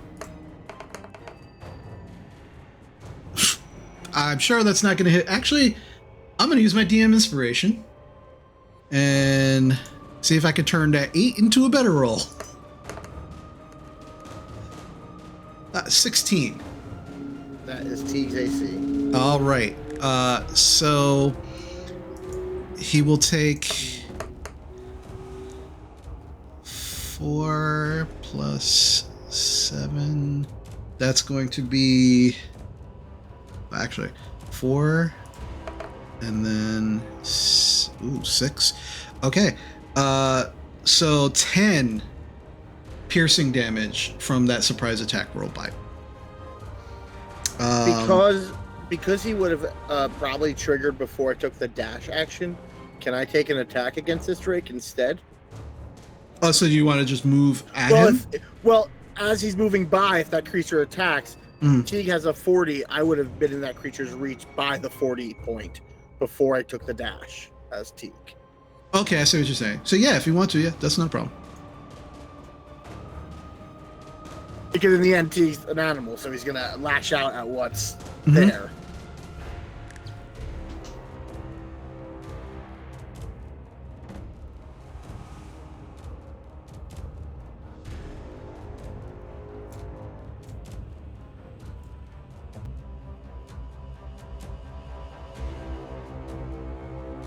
That is an AC 15. That does hit.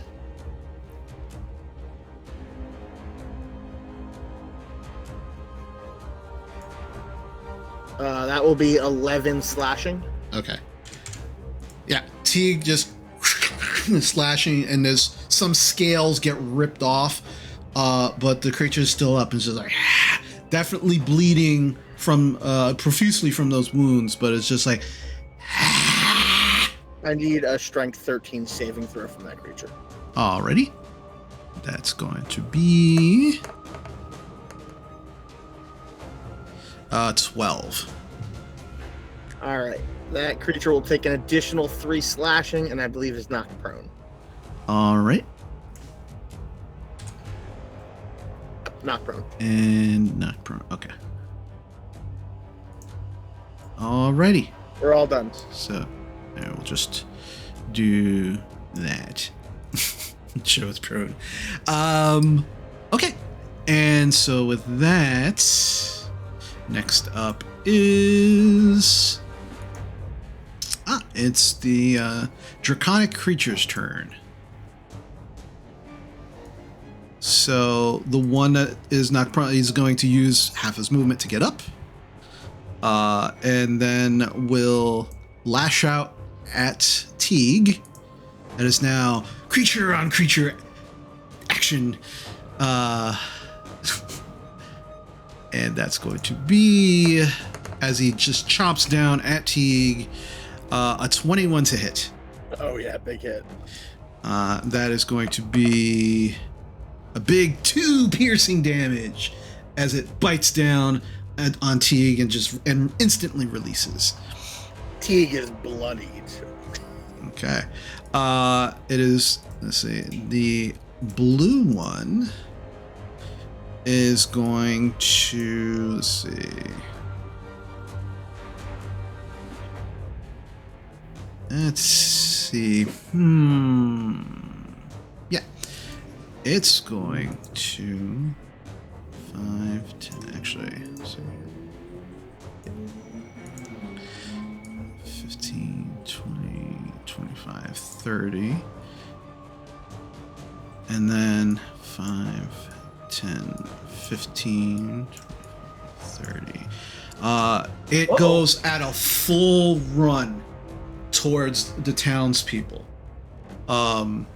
It completely ignoring its other the creatures around it. It kind of licks the air slightly, and then. But that is his movement and its action just to get that close. So that's all it can do at the moment. But that is its turn. Bocek, it is now your turn. Drovar, can you get to that and protect? Nobody's eating a villager on my watch. You get that. You get that cultist. You got it. I'm going to start the turn. I'm going to spend 2 key points this turn. First, I'm going to activate Flurry of Blows to give myself an extra 10 feet of movement and what's the other thing? Free disengage. And then I'm going to activate. Oh wait, no, I can't do both. No, just one or the other. Yeah. Never mind the Flurry of Blows. I'm just going to step on the wind. Okay.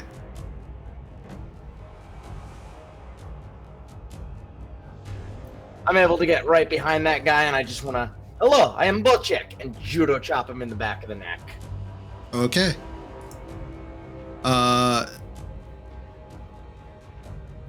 judo chop as an attack, or like what are you trying to do? Non-lethal attack. Okay, yeah. Just remember, you gotta tell me. You gotta make sure you tell me. Otherwise, it's a kill if you get him to 0. All right, non-lethal damage. Okay. 21 to hit. That hits. 10 damage to the back of the neck. Okay. Yeah, you crack this individual at the back of the neck, and yeah, you make contact, and and it's just now staring daggers at you. Still up. Oh, you have strong neck. You work on farm? And that's my turn. They curse at you in a language that you don't understand, but you're pretty sure that they just called you something. Alrighty. So that is Bocek's turn. Drovar, you are up. All right. Well, I would like to rage. Okay. And I just bound, and leap down right on the back of this thing. The tattoos are starting to crackle up over me. And it's just like, hey, you! And just leap down with the axe. All right, go for it. Roll for attack. Get reckless. So I still have the bless with an extra D4, correct? For a couple more rounds? Yep, at the end of this round, it'll be 3 left.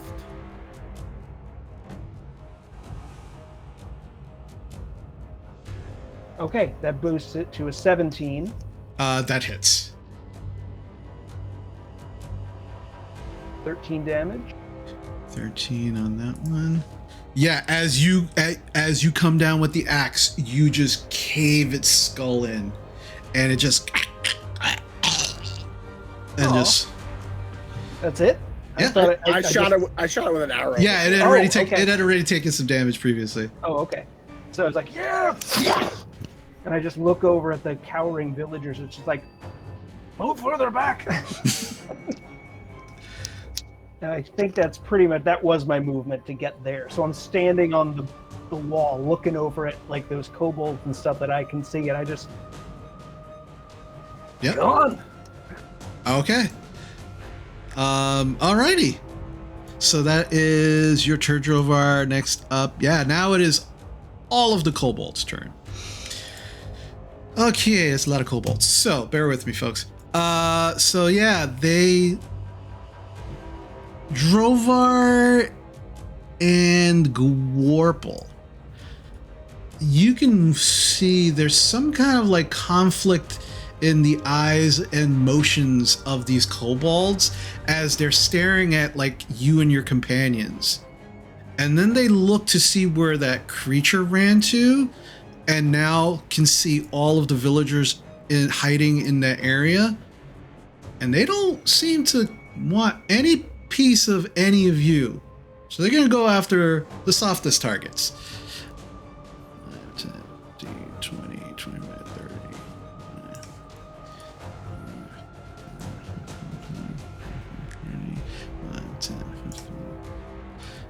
Okay, do I get any attacks of opportunity as they go past me? This one on N you would. Okay, I will take a swing on N. That's an 18 to hit. That definitely hits. 19. Oh yeah, you decimate him as he runs by. Next. Okay. So they are using their movement and action to dash, just to get to the villagers.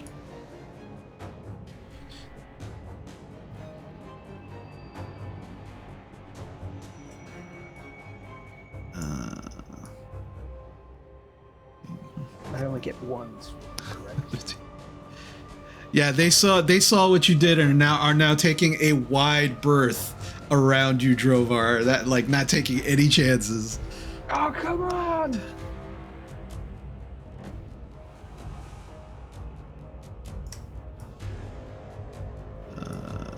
Okay. And then these three.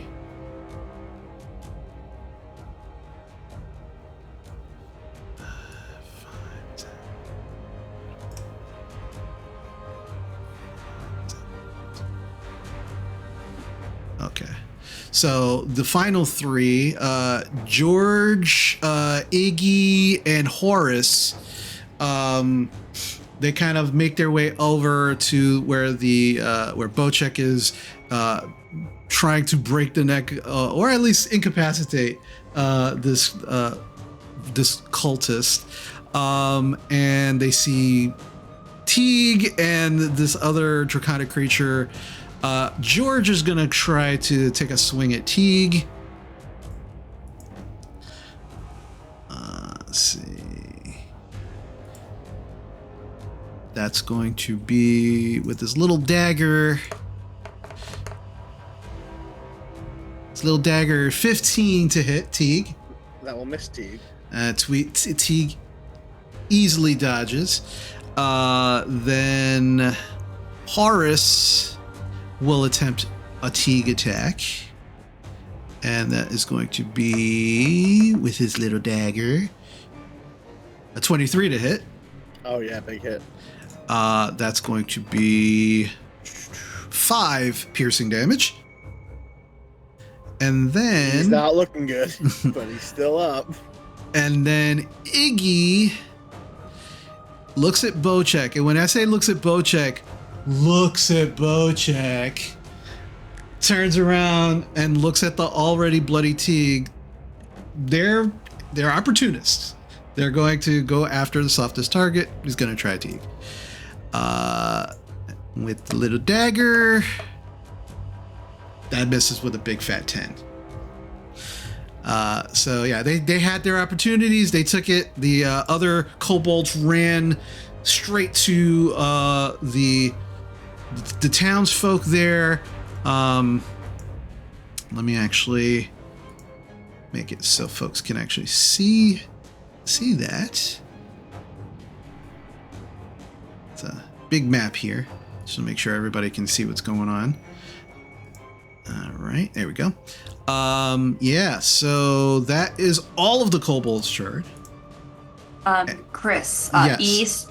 E started his turn in the moonbeam, so he takes damage if he didn't move. Oh no, the cultists have not moved yet. Oh, okay. It was just the kobolds. Yeah. So trust me, we're getting there. We're getting there. I know you're excited to hurt people. It's cool, you know. It is now the cultist's turn. So E does take how much damage? All right. So moonbeam is 2d10 radiant damage on failed, or half as much on success. Okay, so roll the damage for me. All right. That is 15 damage. All right. So even if he succeeded, he would still be incinerated.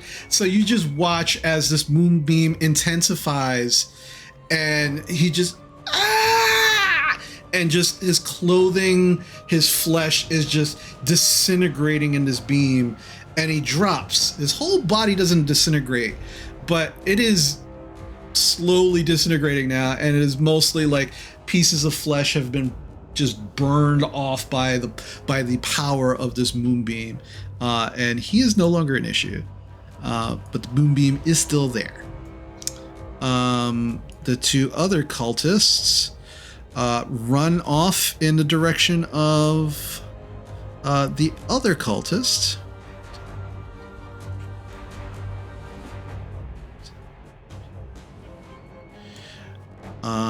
Actually, yeah, can do that without taking attack of opportunity.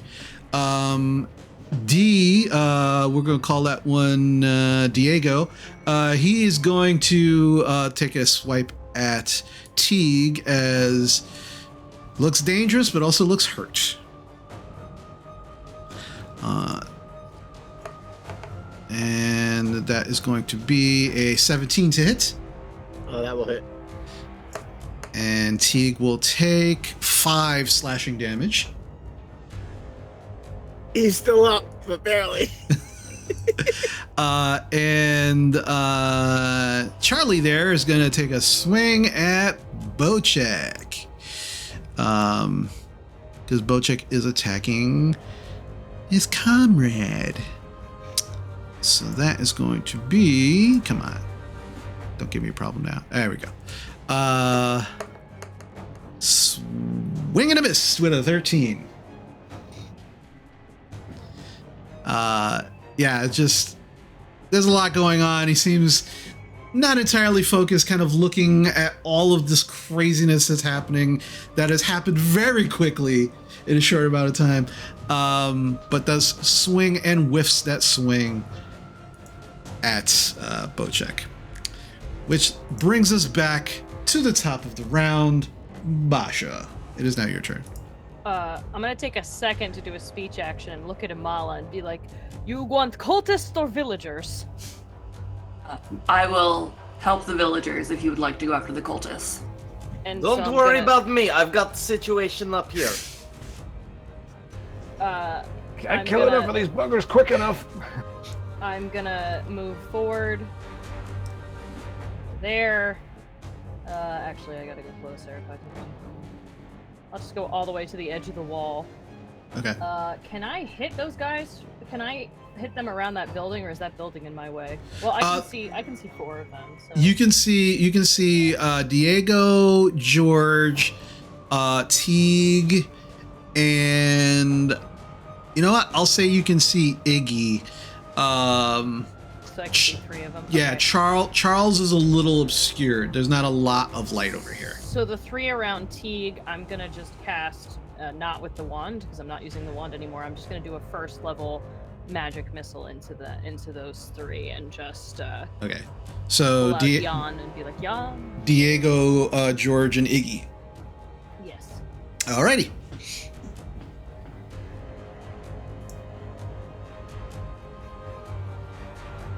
So Diego's gonna take 4. Alrighty. Iggy will take 5.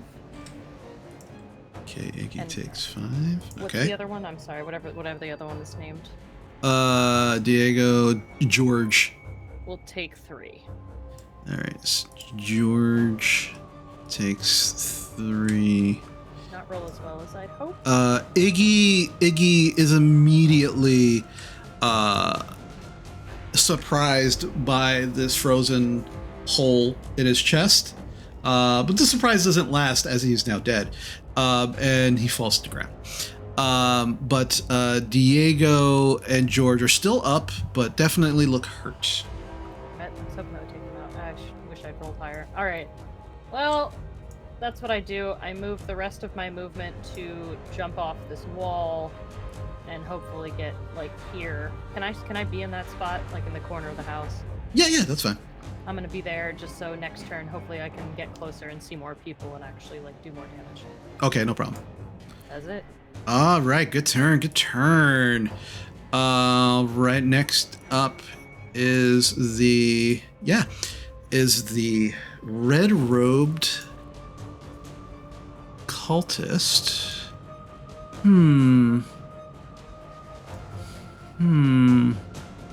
What to do? All right, so they're gonna use their action to disengage.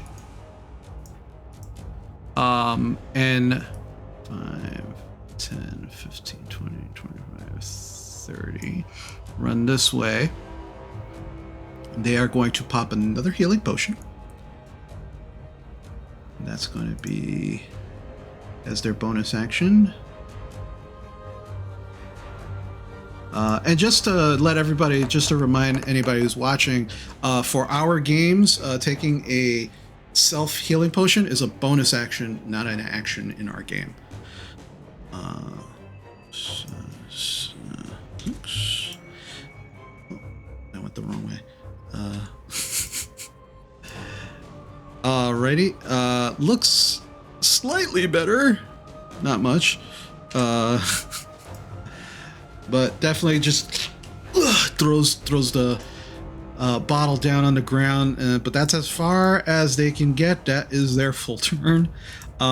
Desperately trying to escape the massive clutches of Bocek in this immediate yes, turn. come closer. Come this way. I will help you. I will help you down. That's what I will do. Yes.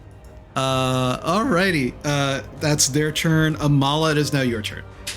Alrighty. So I'm going to move my moonbeam 60 feet down to Leonard, since he is near the children. To Leonard. Okay. So let me move that. Yeah. Perfect. All right. Then I'm going to move down next to I'm sorry. I just lost names. Drovar. Drovar. There we go. I know, dwarves all look alike. And I'm going to touch his axe and call upon to turn it into a magical weapon. Oh, the weapon. My axe has a gleam to it. Oh, it's already indicates it is magical? magic, yeah. Okay. All right, cool. All right, I think moving the moonbeam is an action. it is, But and you're then you'll cook Leonard. That's and then magic weapon was a bonus action. Oh, Yeah. sweet. My mistake. Okay. You're good. All right, so just roll the 2d10 for me. I mean, they're really weak, but if you roll double ones, I got a chance. Okay. Moonbeam. There you are. Moonbeam. 14? Okay, yeah. This kobold, unlike the cultist who was just slowly being incinerated, this kobold is immediately incinerated. Just there are a few bones left with some meat attached to them, but for the most part, it doesn't resemble a kobold anymore. Yeah, Moonbeam is a very tidy way of killing people, apparently. But yeah, Leonard's no longer a problem. So that's All right, that's your turn. Yep, that's the end of my turn. All right, good turn. Everybody's got some great turns. Gorple, it is now your turn. All right. Yeah. Bocek, take care of that group. Teague, do the flanking maneuver. I'm gonna bonus action. Teague will disengage, Okay. and then I run, leap off the roof, and I will subdue pommel strike this cultist because I have a 25-foot leap. Yep. Go for it. Room for that attack.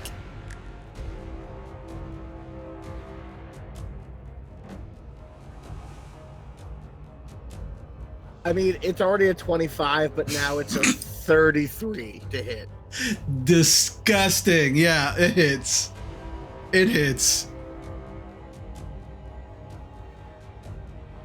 It is only 5 damage, because my poison obviously is not going to go off since I'm not piercing his skin. Right. Okay.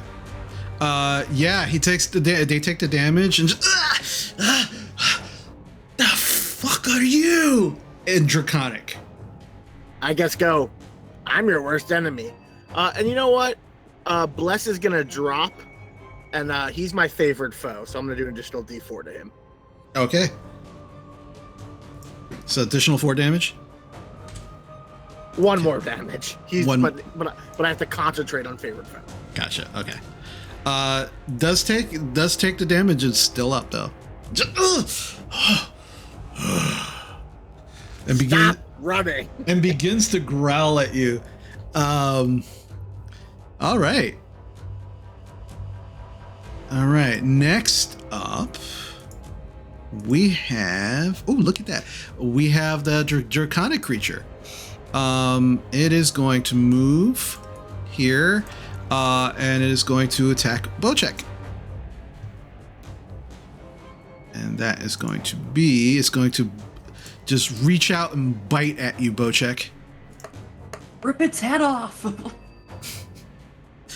Yeah, it's not gonna hit you for anything with a big fat 9. So you actually see the bite coming in, and you're just able to just like, just kind of like move the muzzle out of the way right before it makes contact with your leg. Alrighty. Then let's see, what do we got? All right, so the other one is dead. So Bocek, it is now your turn. Excellent. I'm going to immediately activate Flurry of Blows. Take a swing at the green thing. Okay. Yeah, it's weird. It looks a little like the green dragon, but its tail is like very thick and massive. It's not super long. There's no wings, but the scales absolutely look like dragon scales. That's a 22 to hit with my monk weapon Definitely hits. and 10 slashing damage. Yeah, you slash through its hide, and you watch as the necrotic energy of your knuckles begins to surge through some of the scales where you hit it, and they just turn black and they begin to crumble into dust, and it just cannot withstand your assault and just drops to the ground, unmoving. And I'm going, since Flurry of Blows gives me a free disengage, I'm going to move over to the red cultist and start taking some swings at him. Okay. First one's a 27 to hit That definitely hits. and non-lethal. Okay. That is going to be 14 non-lethal damage. Okay. Yeah, you just punch across the chin, and immediately you just watch behind the mask, the eyes roll back, and the body goes limp. And you check really quickly, it's like, oh, did I punch him hard enough? Still breathing, but definitely out cold. And my last attack is going to be on Cultist D. Okay.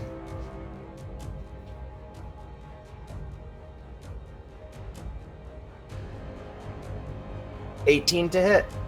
18 does hit. And that is going to be 13 necrotic to him. 13 necrotic.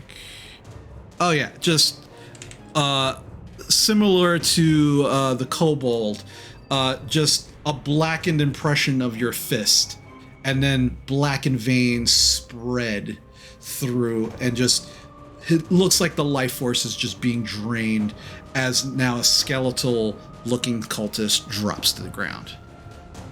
And I'm going to use the rest of my movement to start heading towards the innocents down the way, since I see them surrounded by kobolds. Cool. I'll Alrighty. clean up here. Don't worry, buddy. All right. Drovar, it is now your turn. Okay. Well,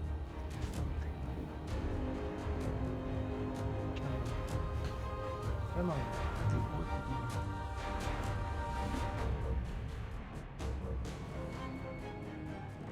Okay, I'm just going to move myself right into the middle of these guys. Okay. And I will go for Oswald Nice. and the unnamed one, down, like to the south of me. Oh, he's unnamed. Don't worry about it; he'll be dead before you get a chance to name him. Okay, sure. All right, so we'll go for Oswald first. Is now Bless is gone because you switched. Okay. Mhm. Correct. Whew, that's a 27. That hits. My minimum damage is 9. Do I have to roll for kobolds? Nope. Immediately is bisected. That's just trying to be more efficient here. So, okay, that guy's gone.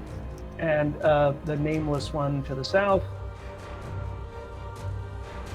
That's a 22.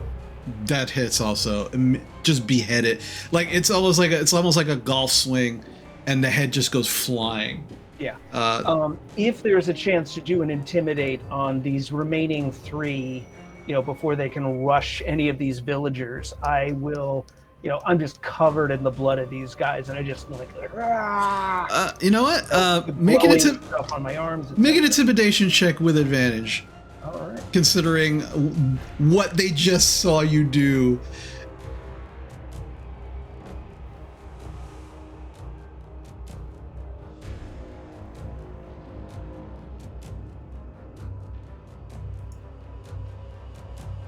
Uh, 15. 15. Okay. Yeah, they're just like, and they seem like they're getting ready to back up. There's a distinct smell of urine coming from Jack. So you feel like you got the intimidation off successfully. They seem pretty scared at this very moment. Kevin is looking at the head still kind of like flying in the air, and it just rolls at the feet of one of the kids who is now screaming. But you know, they seem pretty scared. It's fine. They'd be scarred for life, become adventurers later. It's fine. Yeah, we're just recruiting for the next generation. That's really what we're doing. You're all sweethearts. All right, so it is now the kobold's turn. The three down there that are left, yeah, they're running. You can take an attack of opportunity on one of them, on either Kevin or Jack. Yeah, Jack's got to go. I got no respect for enemies that can't hold their bladder.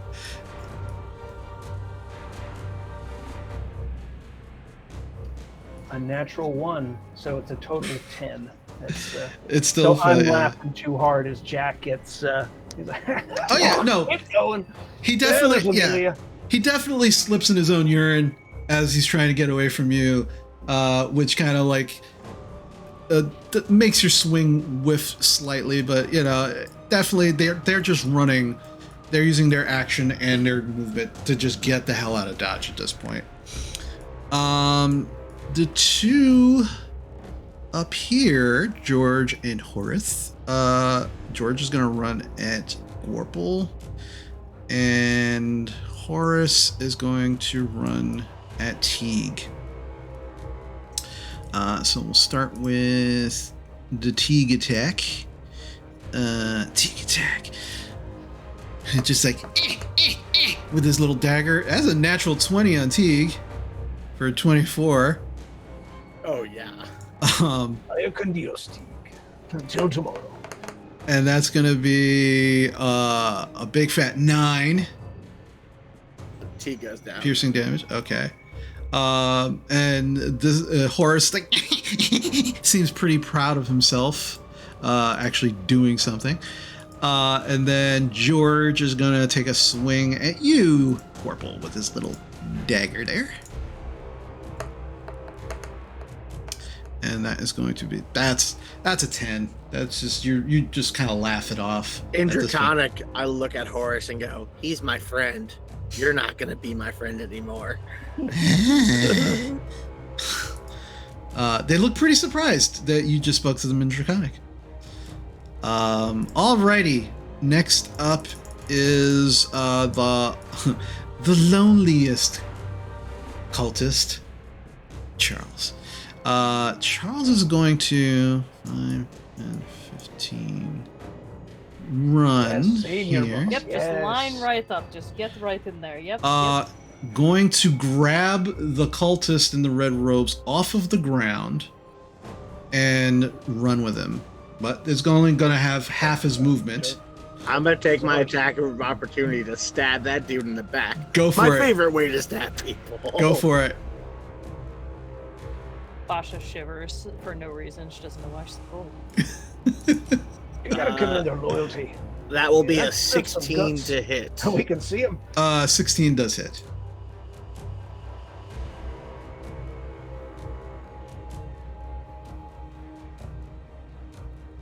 That's going to be 6 damage, and I need a con save. He's also now my favorite foe. All right. Con is going to be a 4. One more point for favorite foe, and then I'll do my poison. Okay. Another 3. So Okay. a total of 10 damage. So you watch Charles pick up the red-robed cultist, throw him over his shoulder, and as he begins to run away, you stab at him. And as you do, you just go right into the meat of the back of his leg, and he begins to takes 2 steps, and then just drops to his knees, and he just starts holding the leg and just plops the body down on the ground. And just turns and looks at you, and just the eyes roll in the back of its head, and just. Oh man, you just died tired. This is awful. What a way to die. So the body of the Red Road cultist just made it like one square, and that was it. But still unconscious, still unconscious on the ground. Alrighty. So back at the top of the round, Basha, it's your turn. You got these two kobolds? Oh, never mind. I can get them. Never mind. I'm just gonna first level magic missile them down, probably. Wait. I wish I had a cantrip that was like a double attack. I mean, if you just take one, I could definitely take the other. Alright, I'm just gonna firebolt one of them. Yeah, Okay. fuck you. Okay. Fuck you, man. That will be, since I crit, that is 27 for G. That definitely hits, yeah. Hang on. He will take 12 damage from that fire that I shoot at him. Gorple, it's interesting. You kind of like the smell of burnt cobalt. As he kind of smells a little Only we like had time to barbecue. eat. If Yeah. only we had time to eat. Smells a little like barbecue. But definitely stops moving after the intense screaming in your ear. But eventually the vocal cords are burned away. Stops screaming, drops to the ground. Thank It you, is- witch. I mean, Basha. You're welcome, frog. I mean, Gorple. Just feel the love. You just can just feel So much the love love. with this group. Yeah. Alrighty. Amala, it is now your turn. Alrighty, let me see here. Actually, Alright. before you go, Yes. the Dragon Claw, which is the red-robed cultist, is going to make a death saving throw. Cool. We gotta save him. That is a 4. That's a failure. So 1 failure. Okay, Amala, now it's your We turn. don't know that, but oh no. Time up, stuff a good berry. We're good. Alright, so Stuff there's it down no. his mouth and then gag him and tie him up. Be like, all right, come Yeah. with us. And you Alright, still so have no one- you still have your moonbeam up. Yes. 3 of the kobolds just ran for their lives away from Drovar. And so in your immediate area, things seem to be under control. Alright, so I'm going to put the moonbeam on Maxwell. Okay, as he's running, yeah, Yes. go for it. Just roll that damage for me. I just need to know. I just need to know what the damage is. Again, like double ones, give me hope. How does 13 sound? 13 sounds like an incinerated Maxwell. As the moonbeam just slides and hits him, and just a few cobalt bones, a little bit of meat on them. There's not much left of Maxwell. Perfect. Anything else you'd like to do? I'm gonna move up and make sure that, everyone's okay, and I imagine that everyone has things handled up top. Okay, perfect. All right. Not to belabor this, it's just a kobold left. So, Gorple, would you like to do the honors as he took out your friend there? So I just go, hey, Teague, get up, and I will healing word him. Okay. As Teague steps up, while the kobold looks at this now, like, standing up raptor, I circle around him and stab him. All right, go for it.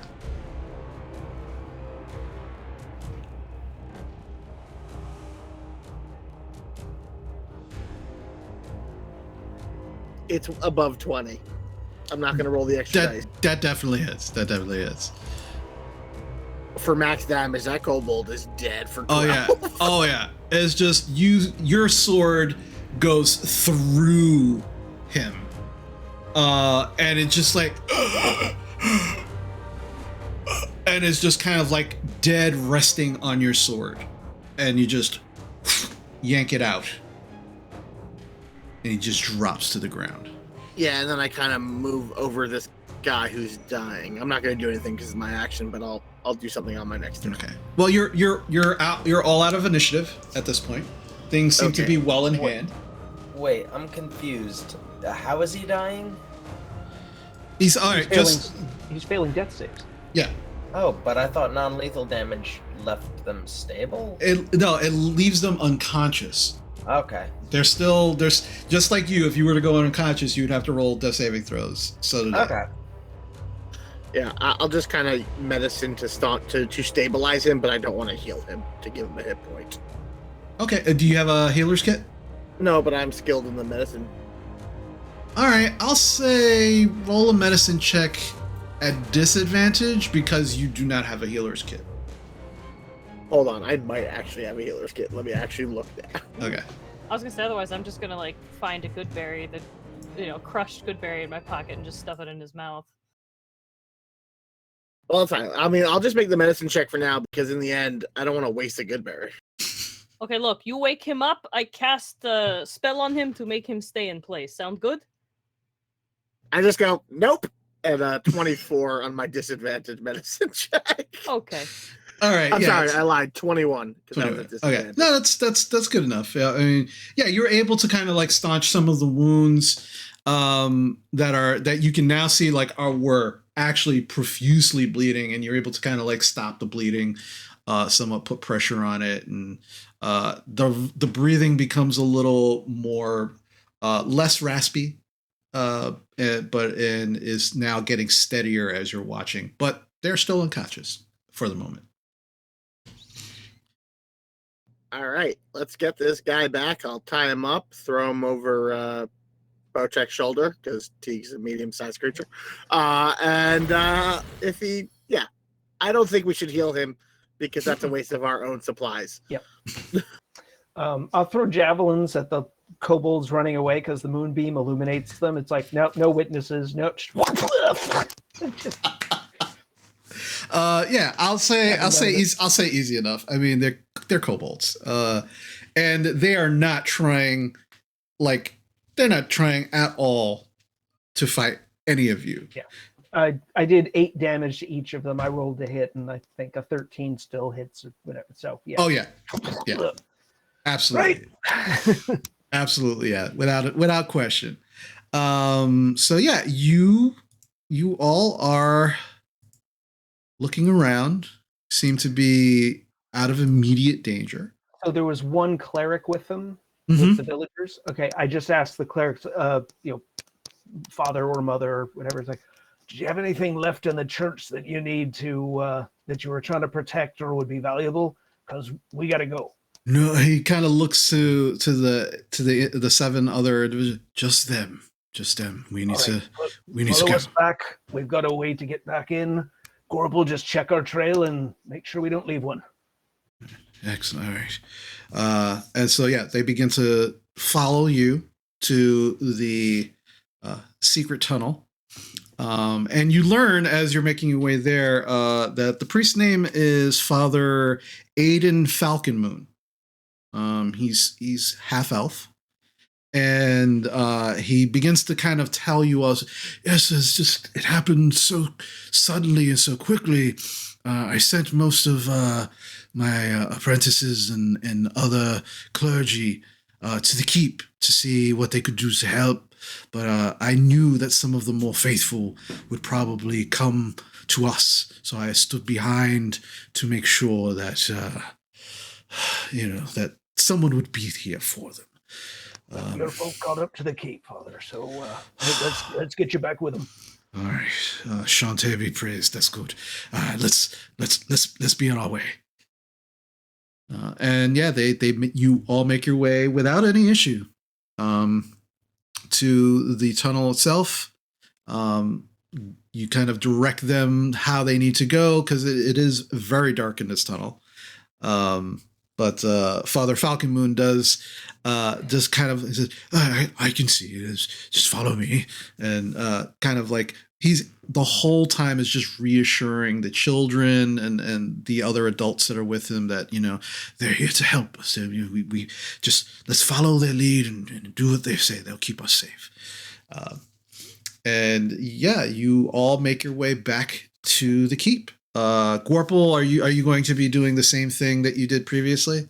Yeah, but I will be sending Teague with them because he's very hurt. So I'm just kind of keeping an eye out because I'm worried that with the sound and the moonbeam that we may have attracted the dragon's sight.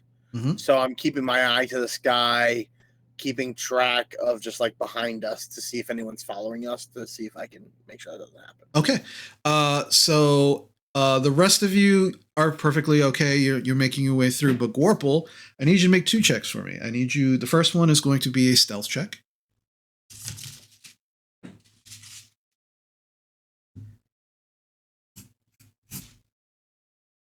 That's a 19. 19. Okay. And then the second one is going to be a perception check. I imagine disadvantage because it's dark. Not for this one. This will be a straight roll. Natural 20 for 28. 28. Okay. All right. So the rest of you begin to make your way through the tunnel. Father Falcon Moon definitely seems a little confused as he gets to a locked door.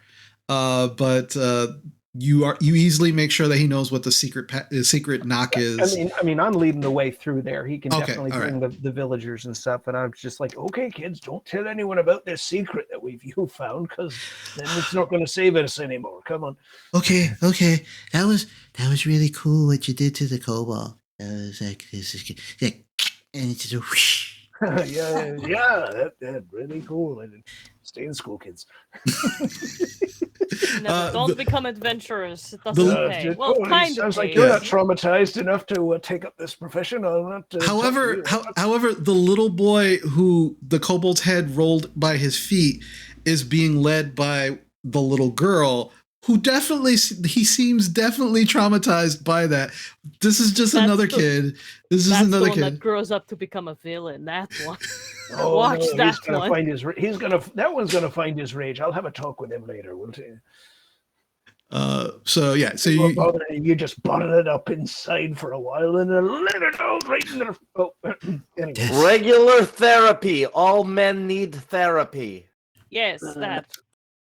The little boy who's talking to you, he looks at Bocek and he just kind of like, that's really cool. So just inside, just like, well, but you save it to protect those that can't protect themselves. Okay. Yeah. It's just like never do it to make money or to settle a score. Protect people. Okay. Just all inside. It's like, and he begins to kind of hold his. On that one. He begins to hold his breath. No, you're turning blue. Come on. No. Yeah, no, I'll just practice. It's okay. All right, all right. We'll talk about it later. He'll be like Olympic swimmer in like 10 years now. Instead, that's what happens. What's your name, man? Phelps. Oh, that's a good name. Yeah, it's a great name. Oh.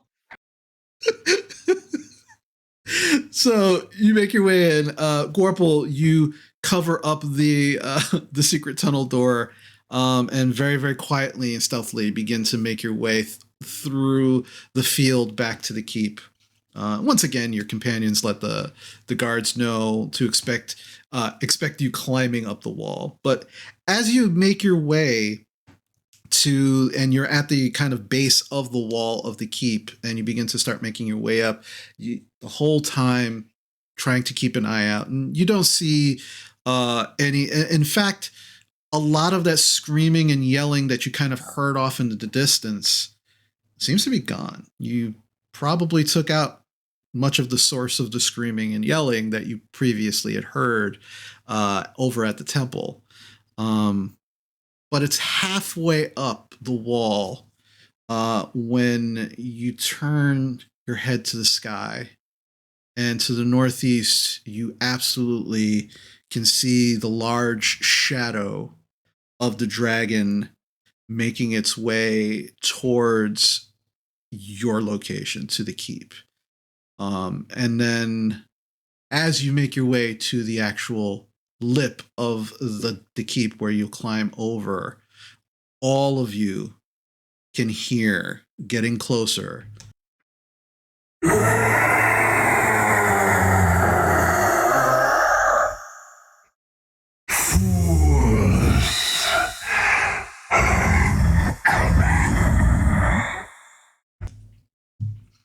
And that's where we're going to call it for the evening.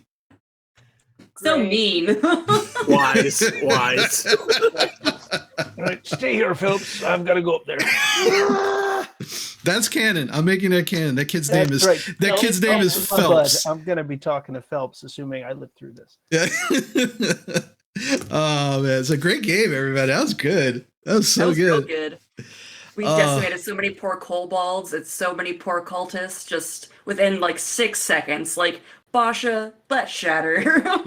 Holy That was- crap! oh, that was that was brutal. like That I was was not expecting awesome. that. That was awesome. That was great. Yeah, and you have a prisoner. Yeah. Yes. So For that should be what's that worth now the dragon's coming? so, but we'll see what happens next week, you know. But yeah, it's a great game, everybody. That was awesome, and it's great to be back.